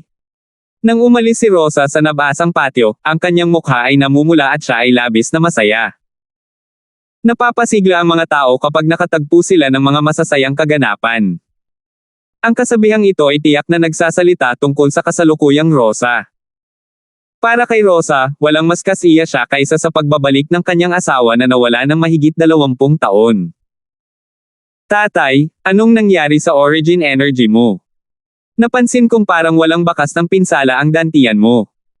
Pwede ka bang magtanim ng isang beses? Tumingin si Alvin kay Raymond at nagtanong. Alvin, hindi mo kailangang mag-alala kay Father. Tuwang-tuwa na ako na makakabalik ako sa panig ng iyong ina. Tulad ng para sa iba pang mga bagay, hindi sila mahalaga sa akin. Ang mga salita ni Raymond ay taos-puso. Para bang ang kanyang origin energy ay ganap na hindi nakaapekto sa kanyang damdamin kahit kaunti. Natahimik si Alvin. Hindi kaya hindi na talaga kayang magtanim ni Itay. Bagamat hindi niya alam ang dahilan, batay sa kasalukuyang ugali ng kanyang ama, halatang walang balak ang kanyang ama na magtanim muli. O marahil, dahil sa ilang kadahilanan, ang kanyang ama ay hindi na muling nakapagtanim. Sa hindi inaasahang pagkakataon, tila may naisip si Alvin at hindi na nagtanong pa. Ama, hindi mahalaga kung maaari kang magtanim muli o hindi. Kahit nawala ang iyong paglilinang, ikaw pa rin ang asawa ng aking ina, at ang ama ko, si Alvin. Nakangiting sabi ni Alvin, tulad ng sinabi ng fourth uncle sa Darfield Estate ngayon. Samahan mo ang panig ni inay sa hinaharap at tamasahin ang mga kagalakan ng paglilibang. Hindi ako nangahas magsalita tungkol sa iba pang mga bagay, ngunit nangangahas pa rin akong magbigay ng tahimik na buhay sa inyo ni nanay. Alvin. Ang mga salita ni Alvin ay naging sanhi ng mahabang panahon na tumahimik si Raymond bago dahan-daang ibinuka ang kanyang bibig. Gayunpaman, kahit na pagkatapos niyang ibuka ang kanyang bibig, tila hindi niya alam kung ano ang dapat niyang sabihin, at bahagya lang siyang tumawag kay Alvin. Puno ng kasiyahan ang kanyang tono. Ang bata na nasa tiyan pa rin ng kanyang asawa noong mga nakaraang taon ay lumaki na at ngayon ay nakamit na ang parehong tagumpay at katanyagan. Bilang ama, masaya siya para kay Alvin. Hindi nagtagal, isinama ni Rosa ang ilang babaeng katulong upang dalhin ang mga pinggan sa likurang patio, pagkatapos ay nagtipon ang pamilya ng 3 at masayang kumain. Squeak squeak, sa proseso ng pagkain, ang maliit na gintong daga ay sumundot sa kanyang ilong at nagdagdag ng labis na kasiyahan. Lubhang mainit at masaya ang pakiramdam ni Alvin habang kinakain niya ang pagkaing ito. Gayunpaman, nang mag-isa siyang umupo sa gilid pagkatapos kumain, bahagyang lumayo ang tingin ni Alvin. Hindi ko alam kung nasaan sina Kelly at Little Megan, o kung paano sila. Bukod sa kanyang ina, ang 2 maliliit na babae ay ang pinakamalaking pag-aalala sa puso ni Alvin. Lalo na ngayon nang makita niya ang kanyang ina na masayang nakayakap sa tabi ng kanyang ama, mas lalong sumakit ang kanyang nararamdaman. Logically speaking, kahit na lumayo pa sila, dapat nakabalik na sila ngayon, di ba? Sa kalaliman ng gabi, ito ay isang pambihirang pagkakataon na hindi nilinang ni Alvin, at sa halip ay nakahiga siya sa kama na iniisip ang dalawang maliliit na babae. Sa hindi malamang oras, nakatulog siya. Ngayong gabi, nanaginip siya na parehong bumalik sina Kelly at Megan. Gayunpaman, nang magising siya kinabukasan, ang walang laman na pakiramdam ng iniunat niya ang kanyang mga braso ay walang alinlangan na nagsabi kay Alvin na hindi pa bumabalik sina Kelly at Megan. Dapat maging maayos sila kung nasa tabi nila si Pickmaster Jean. Inaliw ni Alvin ang kanyang sarili, ngunit hindi niya maiwasang mamis ang dalawang babae sa kanyang puso. Sa wakas, pagkatapos ng 5 araw, isang panauhin mula sa malayo ang dumating sa tahanan ni Alvin. Ito ay isang magandang babae na pagod sa paglalakbay. Eksaktong ito ang master ng Arcade Pick, si Jean. Sa kasalukuyan, ang walang katulad na magandang mukha ni Jean ay tila natatakpan ng isang layer ng yelo, at ang kanyang magagandang mata ay tila may pulang-pula sa loob. Pickmaster, ikaw. Alam mo lahat. Napansin ni Alvin ang ekspresyon ni Jean at alam niya na tiyak na nalaman ni Jean ang tungkol sa nangyari sa 7-Star Sword Sect, at hindi niya maiwasang tumawa ng mapait. Tumango si Jean, at ang kanyang mga mata ay naglalaman ng kahangahangang hangarin sa pagpatay. Hindi ko inaasahan na aalis lang ako ng mahigit 1 taon at napakaraming nangyari sa sekta. Azure Forest Trisect, ang ganda ng Azure Forest Trisect. Ang 7-Star Sword Sect ay masasabing tahanan ni Jean.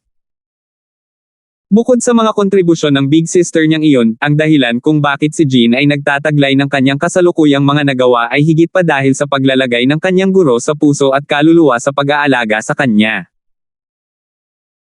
Ang kanyang master ay isang elder sa loob ng korte ng 7-Star Sword Sect, at isa sa iilan ng mga buhay na nagtataglay ng cultivation sa itaas ng ika-4 na antas ng Void Initiation Stage sa 7-Star Sword Sect. Kahit na ang kanyang kasalukuyang paglilinang ay nalampasan na ang kanyang guro, sa kanyang puso, minsan ay kanyang guro, magpakailanman ang kanyang ama. Ngayon, ang kanyang guro ay pinatay. Ang sekta na nagtaguyod sa kanya upang maging isang taong may kakayahan ay nalipol na. Pickmaster, huwag kang mag-alala.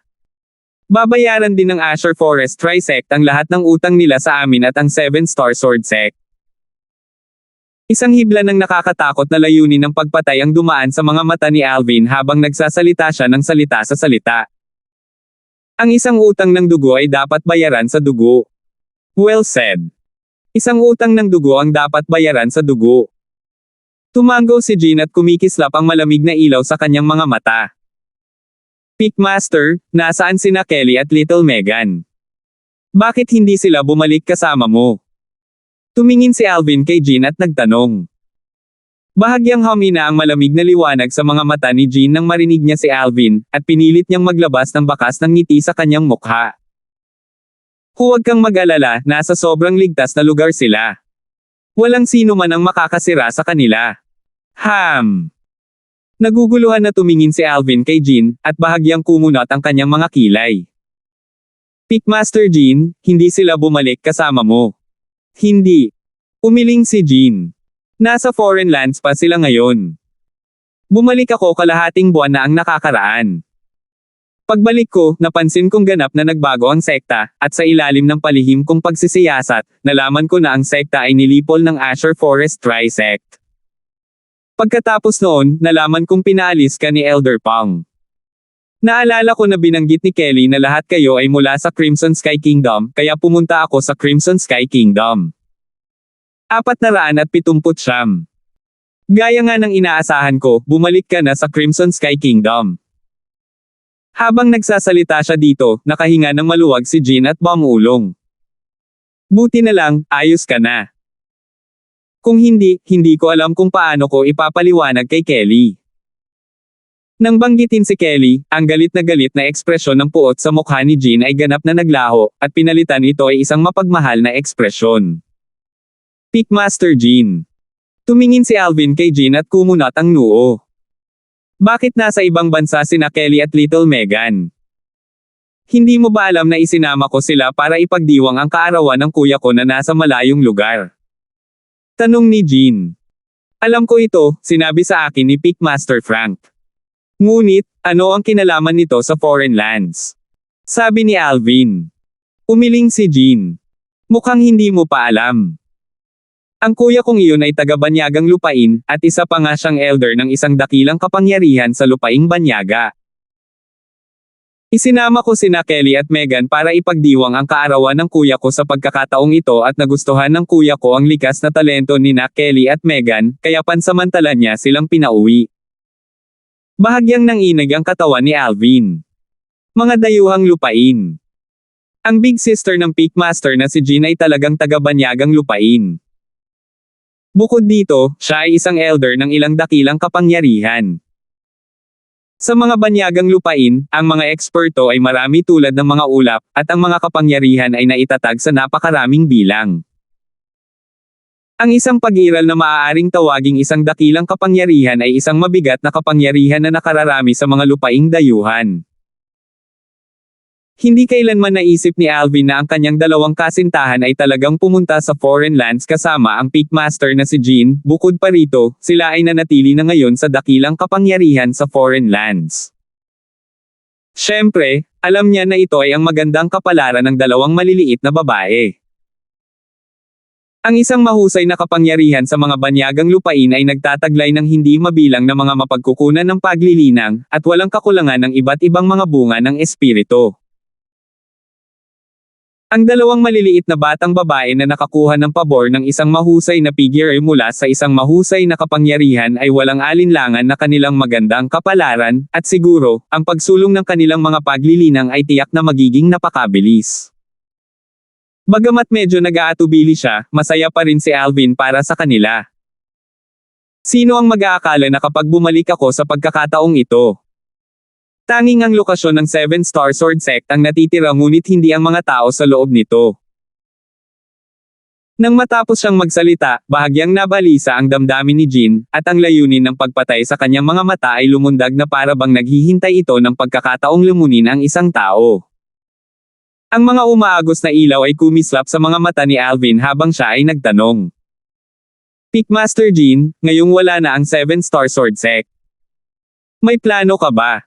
Isang mabangis na liwanag ang kumislap sa mga mata ni Jean.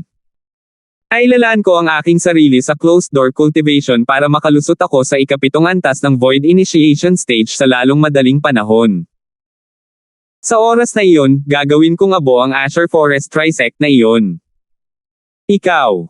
Hindi ka babalik sa foreign lands. Hindi mapigilan ni Alvin na matigilan nang marinig niya si Jean. Bumalik sa banyagang lupain. Tumawa si Jean sa panlilibak sa sarili. Kahit na noong umalis ako kasama sina Kelly at Megan, o kapag bumalik ako sa pagkakataong ito. Nagpadala ang kuya kong iyon ng isang tao para ay escort ako sa lahat ng paraan. Ang taong nag-escort sa akin ay matagal nang umalis mula nang pumasok ako sa teritoryo ng Darkstone Empire. Ang mga dayuhang lupain ay lubhang mapanganib, at ang pagpunta sa banyagang lupain ng mag-isa gamit ang kaunting lakas kung ito ay tiyak na haantong sa kamatayan. Nang magsalita siya rito, tinitingnan ni Jean si Alvin at sinabing, alam kong nami mismo sina Kelly at Megan. Huwag kang mag-alala, sa pag-aalaga sa kanila ng kuya ko, tiyak na makakamit nila ang mas mahusay na pag-unlad sa kanilang mga kultibasyon. Marahil, kapag nakita mo sila sa susunod, ang lakas nila ay higit pa sa iyo. Marahil. Ang ganap na hindi mapagkakasundo ang awayan ng paglipol sa 7-Star Sword Sect ay maaasa lamang sa iyo at sa kanilang dalawa. Nang matapos siyang magsalita, hindi napigilan ni Jean na mapabuntong hininga. Bagamat same time niyang ipinangako ang paghihintay na italaga ang sarili sa closed door cultivation, pagkatapos ay makapasok sa ikapitong antas ng Void Initiation Stage bago humingi ng paghihiganti mula sa Azure Forest Trisect. Ngunit alam niya ng malinaw sa kanyang puso na sa kanyang kasalukuyang paglilinang, hindi banggitin ang ikapitong antas ng Void Initiation Stage, medyo malayo pa siya mula sa ika-6 na antas ng Void Initiation Stage. Bukod dito, halos imposible para sa kanya na makapasok sa ikapitong antas ng Void Initiation Stage gamit ang kanyang likas na talento. Kaya, mas lalo niyang inilagay ang pag-asa kina Alvin, Kelly, at Megan. Huwag kang mag-alala Pickmaster Jean, ako, si Alvin, ay nangako simula pa noong una na tiyak na ipaghihiganti ko ang mga kaluluwa ng lahat mula sa ating 7-star sword sect. Si Alvin ay may seryosong ekspresyon habang siya ay same time na nagsasalita. Tumango si Jean. Naniniwala siya na magagawa ito ni Alvin. Alvin. Biglang umalangaw-ngaw mula sa abot tanaw ang isang boses na parang kulog. Kahit na ang boses na ito ay may edad na, ngunit ito ay napakalakas, at naglalaman ito ng malakas na origin energy na halos kumalat sa buong Imperial City ng Crimson Sky Kingdom, na nagdulot ng matinding kaguluhan. Sa sandaling ito, ang mga tao sa panloob na lungsod at panlabas na lungsod ng Imperial City ay tumangala sa langit. Gayunpaman, ang mga tingin ng karamihan sa mga tao ay hinarangan ng mga ulap at ambon, at wala silang makitang anuman. Hindi naman ako nagkamali ng narinig kanina di ba? May tumawag kay Alvin. Hindi ka nagkamali ng narinig. My God! Parang thunderclap lang ang boses na iyon. Sa kasalukuyan, marahil lahat ng tao sa Imperial City ay narinig na ang boses na iyon. Ang isang taong may kakayahang magpalabas ng ganoong boses na kahit nanggaling sa abot tanaw ay malinaw na isang eksperto sa void stage. Ang may-ari ng boses na iyon ay tila nababahala, at tila hindi gaanong pala kaibigan. Si Alvin ay malamang na nasaktan ng isang tao. Hindi mahalaga kung ito ay ang panlabas na lungsod o ang panloob na lungsod, ang buong Crimson Sky Kingdom Imperial City ay napuno ng mga katulad na talakayan. Imperial Palace. Swoosh! Swoosh! Dalawang figure ang sunod-sunod na umakyat sa langit. Ang nasa harapan ay isang nasa katanghaliang gulang na lalaki na nakasuot ng imperial na robe, at ito mismo ay ang Emperor ng Crimson Sky Kingdom. Sa likod ng Emperador ay isang matanda na nakasuot ng kulay abo na sumusunod na parang anino sa likod ng Emperor. Ito ang bagong advanced na Void Prying Stage expert ng Imperial Family, ang expert na nakuha mula sa Void Advancement Pill na si Alvin na regalo sa Emperor, at siya ay isang tapat na subordinate ng Emperors. Saan nagmula si Commander Darfield ng ganitong kakila-kilabot na pag-iral? Mahigpit na nagsalubong ang mga kilay ng Emperador. Ang matanda na boses noon ay makapal at makapangyarihan, at ang origin energy na nakapaloob sa loob nito ay naging dahilan para makaramdam siya ng pagkagulat at takot. Siya ay may isang uri ng intuition na kahit na siya at ang kulay abong matanda sa kanyang tabi ay magsanib puwersa, maaaring hindi sila magkatugma sa isang galaw mula sa may-ari ng boses. Divine Might Marquis Estate. Ang isa pang dalawang figure ay lumipad sa kalangitan, at ang isa sa kanila ay tiyak na ang Divine Might Marquis, si Noel. Ang ibang tao ay isang matandang nakaitim na damit, tahimik siyang sumunod sa gilid ni Noel, na para bang anino siya ni Noel. Little Alvin, ang batang iyon. Saan niya nakuha ang mga ekspertong ito? Tumawa ng mapait si Noel. Darfield Estate. Ang Grand Elder ng Darfield, si Zachary, ang nag-iisang Void Prying Stage na eksperto ng Darfield ay lumipad din sa langit, at ang kanyang ekspresyon ay naglalaman ng bahagyang takot sa loob. Maaaring isa itong dalubhasa mula sa Asher Forest Imperial Kingdom. Ano nga ba ang kasuklam-suklam na bagay na ginawa ng munting lalaki na iyon para maging sanhi ng matinding galit ng ekspertong ito? Bagamat hindi masyadong halata ang galit sa boses kanina, napansin pa rin ito ni Zachary na nakalusot na sa Void Prying Stage. Paladin Academy. Whoosh! Ang nasa katanghaliang gulang na scholar na may balahibo na pamaypay at sutla ay may magandang tindig habang siya ay nakatayo sa kalangitan, pagkatapos ay tumingin sa abot tanaw mula sa malayo habang siya ay bumubulong. Mukhang kinasusuklaman ng ekspertong iyon ang munting lalaki na iyon, si Alvin. Hindi banggitin sa akin, kahit na ang lahat ng mga eksperto sa Void Prying Stage sa Crimson Sky Kingdom ay magsanib puwersa, maaaring hindi sila tugma para sa ganoong pag-iral. Kasabay ng pag-ungol niya sa kanyang sarili, ang mga sulok ng bibig ng middle-aged scholar ay pumulupot sa mapait na ngiti. Patio sa harap ng bahay ni Alvin. Ang boses na ito. Lumubog ang mukha ni Alvin. Bagamat hindi siya pamilyar sa may-ari ng boses na ito, mayroon siyang malalim na impresyon dito, at naalala niya ito ng malinaw. Elder Ming.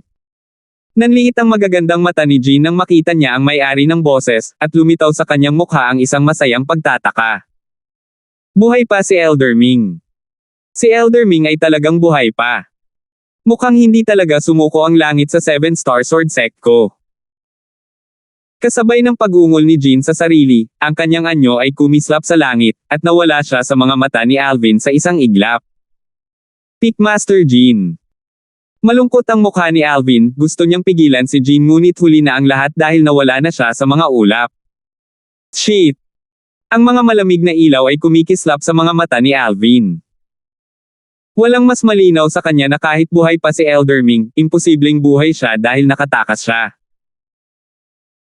Pagkatapos ng lahat, ang mga eksperto ng Azure Forest Trisect ay napakarami tulad ng mga ulap, at ang kanilang mga eksperto ay ganap na pinigilan ang 7-star sword sect. Kahit na ang lakas ni Elder Ming ay kakilakilabot, ngunit hindi niya taglay ang bilis ni Elder Pang, at halos imposible para sa kanya na makatakas. Sa ganitong paraan, isa lamang ang posibilidad. Pinagtaksilan ni Elder Ming ang 7-star sword sect. Munting ginto, palakihin mo ang iyong sarili at dalhin mo ako doon. Si Alvin ay hindi nang ahas na mag-alinlangan, dali-dali niyang tinawag ang maliit na gintong daga at tumalon sa likod ng maliit na gintong daga pagkatapos nitong palakihin ang sarili, at hiniling niya sa maliit na gintong daga na dalhin siya sa langit. Sa sandaling bumangon si Alvin sa langit kasama ang maliit na gintong daga. Void Prying Stage Martial Artists ng Crimson Sky Kingdom, makinig kayo. Kung hindi ko makikita si Alvin sa susunod na kalahating oras, papatayin ko kayong lahat isa-isa. Muling umalangaw-ngaw ang matanda at nakakakilabot na boses, at wala itong kakulangan sa pagbabanta. Nagbanta ito sa lahat ng Void Prying Stage na martial artist sa Crimson Sky Kingdom. Nang tumunog ang boses sa pagkakataong ito, bukod sa naglalaman ng makapal na origin energy, nagdadala rin ito ng mga hibla ng sobrang kakaibang aura. Konsepto ng hangin. Lumubog ang mukha ni Alvin. Ang boses na ito ay sinamahan ng malawak na origin energy at nakakatakot na wind concept, at kaagad, kumalat ito sa bawat sulok ng Imperial City ng Crimson Sky Kingdom nang hindi nag-iiwan ng kahit isang lugar. Sa sandaling ito, hanggat hindi ito isang bingi, halos lahat ng nasa Imperial City ng Crimson Sky Kingdom ay narinig ang mga salitang ito. Mukhang nasaktan talaga ni Alvin ang isang mabigat na buhay. Napakataas ng damdamin. Naglalayong patayin ang lahat ng mga eksperto sa Void Prying Stage ng ating Crimson Sky Kingdom kung hindi natin ibibigay si Alvin. Ang taong iyon ay marahil ay isang pag-iral na sinaktan ni Alvin sa Azure Forest Imperial Kingdom. Ngayon, pumunta siya sa Crimson Sky Kingdom upang humingi ng paghihiganti. Ang lahat sa Imperial City ay lubos na nabalisa. Sa mga lansangan at eskinita, halos lahat ng mga alon ng maingay na chismis ay tinatalakay si Alvin. Iba't ibang bersyon ng mga alingaw-ngaw ang bumalot sa langit at lupa habang sila'y nagwawalis. Di umano, natulog si Alvin sa anak ng isang dalubhasa sa Azure Forest Imperial Kingdom, pagkatapos ay hindi inako ang responsibilidad at umiwas. Kaya't hinabol siya ng ekspertong iyon hanggang sa labas ng Crimson Sky Kingdom upang makaganti kay Alvin. Hindi. Narinig ko na ang isang eksperto ng Azure Forest Imperial Kingdom ay nagustuhan ang likas na talento ni Alvin, at gusto ng eksperto na kunin si Alvin bilang kanyang personal na alagad, ngunit tinanggihan ni Alvin. Dahil sa takot na mawalan ng mukha, hindi siya maaaring sumiklab sa Azure Forest Imperial Kingdom. Kaya, pumunta siya sa ating Crimson Sky Kingdom. Ang mga kalye at eskinita ng Imperial City ay ganap na mataong sa ingay at kaguluhan. 480. Dolan Clan Estate, sa loob ng isang maluwag na malaking courtyard. Sina Rey at Leia ay parehong tumakbo palabas ng kanilang mga silid at nagsitakbuhan sa isa't isa. Kuya, gusto kong hanapin si Alvin. Ang puso ni Leia ay nag-alab sa pagkabalisa, ang kanyang magandang mukha ay namutla, at ang kanyang mga mata ay naglalaman ng mga luha na malapit ng pamatak. Malinaw niyang narinig ang boses na nagmula sa abot tanaw kanina at napagtanto niya na maaaring nakatagpo ng panganib si Alvin. Sabay na tayo. Hindi siya pinigilan ni Ray, at dinala niya si Leia upang lumabas ng courtyard, na nagbabalak na umalis sa Dolan Clan Estate upang hanapin si Alvin. Ang kanyang nakababatang kapatid na babae ay nag-aalala, at siya ay nag-aalala rin. Kaibigan niya si Alvin. Lalo na nang bumalik si Alvin sa pagkakataong ito, nakuha pa niya ang mataas na paggalang sa Emperor ng Crimson Sky Kingdom, at ang kanyang hinaharap ay tila maluwalhati. Alam niyang may malaking kontribusyon si Alvin sa likod ng lahat ng ito. Kaya, lubos siyang nagpapasalamat kay Alvin. Hintayin mo ako. Kalalabas pa lamang ni Ray at Leia sa malaking courtyard nang marinig nila ang isang boses na humihingal na umalangaw-ngaw mula sa kanilang likuran. Si Butch ang dumating pagkatapos marinig ang boses. Gayunpaman, hindi pa sila nakakalabas ng Dolan Clan Estate nang sila ay pinigilan. Ang taong pumihil sa kanila ay ang patriarch ng Dolan Clan. Alam kong lahat kayo ay nag-aalala kay Alvin. Ngunit hindi lamang kayong lahat ay walang maitutulong kung pupunta kayo roon ngayon, posible pa rin na lahat kayo ay mahuli sa kalunos-lunos na labanan. Kaya, bilang mga disipulo ng Dolan Clan, lahat kayo ay hindi maaaring umalis sa Dolan Clan ngayon. Ang patriarch ng Dolan Clan ay may seryosong ekspresyon habang siya ay same time na nagsasalita. Patriarch, kaibigan natin si Alvin. Ang mga salita ni Ray ay napakasimple, at ang kanyang tono ay naglalaman ng matinding determinasyon. Eksakto. Sabi din ni Butch. Talagang kaibigan mo siya. Sa oras na ito, lahat kayo ay hindi nakakatulong kahit pumunta kayong lahat doon, at magiging pabigat lang kayo, sabi ng patriarch ng Dolan Clan. Sandaling natahimik sina Butch at Ray nang marinig nila ito. Tanging si Leia lang ang gumawa ng magandang hakbang pasulong, inikot ang patriarch ng Dolan Clan upang lumabas ng Dolan Clan Estate. Ang eksenang ito ay lumampas sa inaasahan ng lahat. Leia, alam ko ang pagmamahal mo kay Alvin. Gayunpaman, kung pipilitin mong lumabas sa gate ng Dolan Clan Estate ngayon, hindi ka na magiging miyembro ng Dolan Clan ko. Ang patriarch ng Dolan Clan ay nagsalita sa malalim na boses. Ang ekspertong dumating na naghahanap ng gulo kay Alvin ay hindi kilalang pinanggalingan, ngunit dahil nang ahas siyang sabihin na papatayin niya ang lahat ng Void Prying Stage na martial artist ng Crimson Sky Kingdom, ipinakita nito na hindi mahina ang kanyang lakas. Ang pagkakaroon ng ganito ay isang bagay na iiwasan ng mga ordinaryong tao sa lalong madaling panahon, paano sila maglalakas loob na sumali. Kung taglay ni Leia ang pagkakakilanlan ng isang disipulo ng Dolan Clan nang hinanap niya si Alvin at hindi sinasadyang masaktan ang mga ekspertong iyon, hindi kaya malamang na mahuli sa crossfire ang kanilang Dolan Clan. Ang Dolan Clan ay hindi maaaring sumugal dito. Bilang patriarch ng Dolan Clan, kailangan niyang isipin ang Dolan Clan. Kung gayon mula ngayon, ako, si Leia, ay hindi miyembro ng Dolan Clan. Hindi man lang lumingon si Leia nang marinig niya ang patriarch ng Dolan Clan, at umalangaw-ngaw ang malamig niyang boses na sumunod sa kanyang puso. Naging dahilan ito upang ang patriarch ng Dolan Clan ay hindi napigil ang magpakita ng mapait na ngiti. Leia! Kinagat ni Ray ang kanyang mga ngipin, pagkatapos ay humakbang pasulong, na nagbabalak na habulin ang kanyang kapatid na babae. Ray, gusto mo bang iwan ang Dolan Clan natin tulad ng kapatid mo? Malungkot ang mukha ng Dolan Clan patriarch nang makita niya ang mga kilos ni Ray.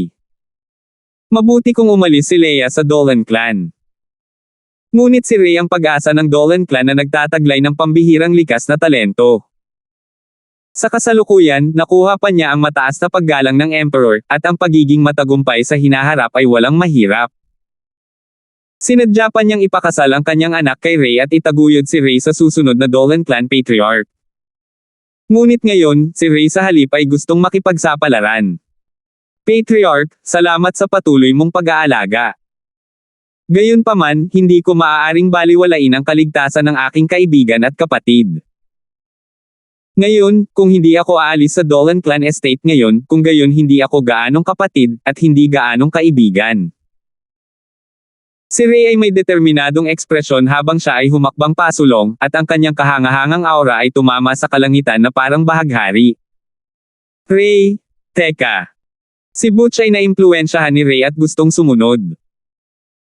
Gayunpaman, hindi pa siya nakakahakbang pasulong, at hindi pa siya tapos sa pagsasalita nang makita niyang kumilos ang patriarch ng Dolan clan, direktang pinaalis si Ray. Patriarch, paano mo ito magagawa? Malungkot ang mukha ni Butch habang nagtanong ito sa mahinang boses.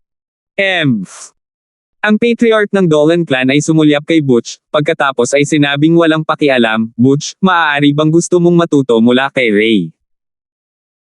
Huwag mo akong sisihin sa hindi kita babala, kung maglakas loob kang lumabas sa gate ng Dolan clan, pagkatapos ay kailangan mong ibaba tulad ni Ray. Hindi ko talaga alam kung ano ang iniisip niyong mga junior, alam ninyong lahat na may tigre sa bundok pero naglalakad kayo patungo sa bundok. Nang matapos siyang magsalita ay baka sa kanya ang galit sa mga kinikilos nila. Mapait na tumawa si Butch, alam niyang gagawin ng patriarch na ito ang sinabi niya, at umaasa lang siya sa kanyang puso na magiging maayos sina Alvin at Leia. Huwag kang mag-alala. Hanggat hindi nahihirapan si Leia, invalid lang ang sinabi ko kanina. Isa pa rin siyang alagad ng Dolan clan ko. Ang mga huling salita na binigkas ng patriarch ay naging dahilan upang lumuwag ang ekspresyon ni Butch. Kasabay nito, Imperial Palace. Whoosh! Isang magandang figure ang lumabas mula sa isang marangyang pavilion, at ang mabangong hangin ay tanggayin mula sa kung saan man dumaan ang figure. Prinsesa! Prinsesa, hintayin mo ako! Sa likod ng figure, humabol ang isang katulong ng palasyo habang siya ay nakahinga ng maluwag. Magaling ka dapat! Magaling ka! Ang figurang sumugod sa harap ay walang iba kundi ang Prinsesa Sofia ng Imperial Family ng Crimson Sky Kingdom. Sa sandaling ito, ang magandang mukha ni Prinsesa Sofia ay mapatla, ang kanyang mga mata na parang tubig sa taglagas ay nababalisa, at wala siyang ibang hinihiling kundi ang magpasok ng 2 pakpak sa kanyang sarili at direktang lumipad patungo sa courtyard house ng lalaking iyon. Samantalang sa kasalukuyan, nasa itaas ng kalangitan ng Imperial Kingdom ng Crimson Sky Kingdom. 3 figure ay parang 3 Diyos na nakatayo sa mga ulap. Swoosh! Biglang, isang marangal at magandang figure ang bumangon sa kalangitan upang pumailang lang sa itaas ng mga ulap at ambon, pagkatapos ay tumingin sa isang usher na nakadamit na matandang lalaki sa di kalayuan. Kuya Ming. Ito ay isang magandang babae, at ang boses ng magandang babae ay naglalaman ng bahagyang kaseryosohan. Mayroon bang hindi pagkakaunawaan sa pagitan ninyo ni Alvin? Ang magandang babae ay si Jean, ang dating Alcade Pix Master ng 7-Star Sword Sect na isang pag-iral na nagtataglay ng isang cultivation na tumuntong sa ika-5 antas ng Void Initiation Stage. Sa mga tuntunin ng lakas sa 7-Star Sword Sect noong nakaraan, mas mababa lang siya sa Sect Leader, Jihu, ang Sect Guardian Revered Elder, Elder Pong, at ang 2 dakilang Guardian Elder. Kanina nang marinig niyang tinawag ni Elder Ming ang pangalan ni Alvin, naisip niya na gustong protektahan ni Elder Ming si Alvin, at payagan si Alvin na hindi matagpuan ng mga miyembro ng Azure Forest Tri-Sect. Pagkatapos ng lahat, si Alvin ang pag-asa ng 7-Star Sword Sect. Ang paghihiganti sa 7-Star Sword Sect at muling pagtatayo ng 7-Star Sword Sect ay parehong hindi magagawa kung wala si Alvin. Gayunpaman, kakaakyat lang niya sa langit nang marinig niya ang susunod na sinabi ni Elder Ming. Sa sandaling iyon, ang kaaya-ayang pagkagulat sa kanyang mukha ay ganap na nawala. Si Elder Ming talaga ay hindi dumating upang protektahan si Alvin, ngunit sa halip ay dumating upang maghanap ng gulo kay Alvin. Hindi niya magawang ibalot ang kanyang ulo dito at naisip na lamang niya na ito ay isang hindi pagkakaunawaan. Munting babae Jean. Ang Azure-clothed old man, dating isa sa 2 dakilang Guardian Elders ng 7-Star Sword Sect, Elder Ming, ay bahagyang nagulat din nang makita niyang lumitaw si Jane. Elder Ming? Ito ang dating Peak Master ng Alcade Peak ng 7-Star Sword Sect, si Jane. Gaya ng inaasahan, bata pa siya at nangangako. Elder Ming, kailangan mong mapagtagumpayan ang isang napakatalino na tao para sa ating Azure Forest Tri-Sect. Ang matandang nakadamit na pula na nakatayo sa tabi ng matandang nakadamit na kulay asul ay nagsalita ng may nakakakilabot na boses at ang pulang damit sa kanya ay lumipad sa hangin na parang nagliliyab na apoy. Oo, Elder Ming. Hindi masama ang likas na talento ng babaeng ito. Sa hinaharap, maaaring siya ang maging unang pag-iral sa ating Azure Forest Trisect na makapasok sa ikapitong antas ng Void Initiation Stage. Sa oras na iyon, ang ating Azure Forest Trisect ay maaaring maging pantay na katayuan bilang Imperial Family ng Azure Forest Imperial Kingdom. Ang huling matandang lalaki ay nakasuot ng berdeng damit, siya ay may payat na figure na parang mga buto na natatakpan ng balat, at ang kanyang tono ay labis na madilim. Samantala, napansin ni Jean ang matandang lalaki na nakasuot ng pula at matandang nakasuot ng berde, at naging malungkot ang kanyang mukha. Kayong dalawa ay miyembro ng Azure Forest Trisect. Kasunod nito, tumingin siya kay Elming at sinabi sa mahinang boses. Elming, ikaw. Talagang pinagtaksilan mo ang sekta at nangako ng katapatan sa Azure Forest Trisect. Magtaksil. Hindi mapigilan ni Elming na mapangiti nang marinig niya si Jean. Little girl Jean, medyo biased ang mga salita mo. Betray. Ako, si Leon, halos ibinigay ko na ang buong buhay ko sa 7-Star Sword Sect. Pero sa huli, paano ako binayaran ng 7-Star Sword Sect? Ang aking anak, si Leon, ay pinatay ng isang miyembro ng 7-Star Sword Sect. Ang aking apo, si Keegan, ay napilayan ng isang miyembro ng 7-Star Sword Sect, at naging sanhi ng pagkamatay ng aking Dalton clan na walang mga inapo. Dahil una akong binaygo ng 7-Star Sword Sect, kung gayon bakit ko pa ipagpapatuloy ang pagbibigay ng buhay ko para sa 7-Star Sword Sect? Nang matapos siyang magsalita, ang tono ni Elming ay nakakatakot, at naglalaman ito ng walang hanggan na galit sa loob. Dahil sa mga salita ni Elming, hindi napigilan ni Jean na matigilan, at bahagyang nag-alinlangan siyang nagsalita pagkaraan ng ilang oras. Elder Ming, may hindi pagkakaunawaan ba dito? Nakita mo ba sa sarili mong mga mata na isang miyembro ng 7-Star Sword Sect ang pumatay kay Leon at napilayan si Keegan? Pwede ba itong maging peke? Ngumisi si Elming sa pang-aalipusta, at ang kanyang mukha ay natatakpan ng isang layer ng yelo. Kuya Ming, kahit na totoo ang bagay na ito. Personal offense ito, paano mo ito masisisi sa sekta? Galit na sabi ni Jean. Ha. Tumawa ng malakas si Elming habang malamig na sumulyap kay Jean at sinabi sa malamig na boses, Bata Jean, hayaan mo akong magtanong sa iyo. Kung ikaw iyon, ano ang iisipin mo kung makita mong desperadong iniligtas ng sekta ang taong lumpo sa apo mo noong panahon na ang sekta ay nakatagpo ng isang kapahamakan kung ang sekta ay napunta sa iyo? Mga nakatataas ng sekta. Ang mga salita ni Elming ay binibigkas ng may katiyakan, at naging sanhi ito ng pagkatahimik ni Jean. Pagkaraan ng ilang sandali, nabawi ni Jean ang kanyang sentido at ang kanyang magagandang kilay ay kumunat ang noo. Elder Ming, ang taong tinutukoy mo ay si Alvin. Eksakto, ang munting bastard na iyon na si Alvin. Nang banggitin ni Elming si Alvin, nagliwanag ang malamig na apoy sa kanyang mga mata, at tila masusunog nila ang lahat. Kuya Ming, may hindi pagkakaunawaan ba sa bagay na ito?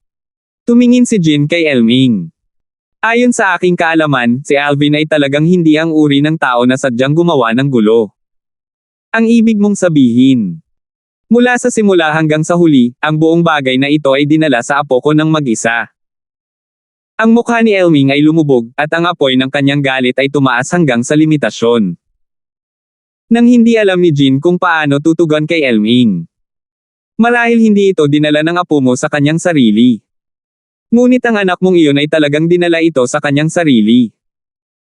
Isang malamig at walang pakialam na boses ang biglang umalangaw-ngaw. Sa susunod na sandali, isang napakalaking gintong figure ang palm unit sa kalangitan at lumutang sa gilid ni Jean.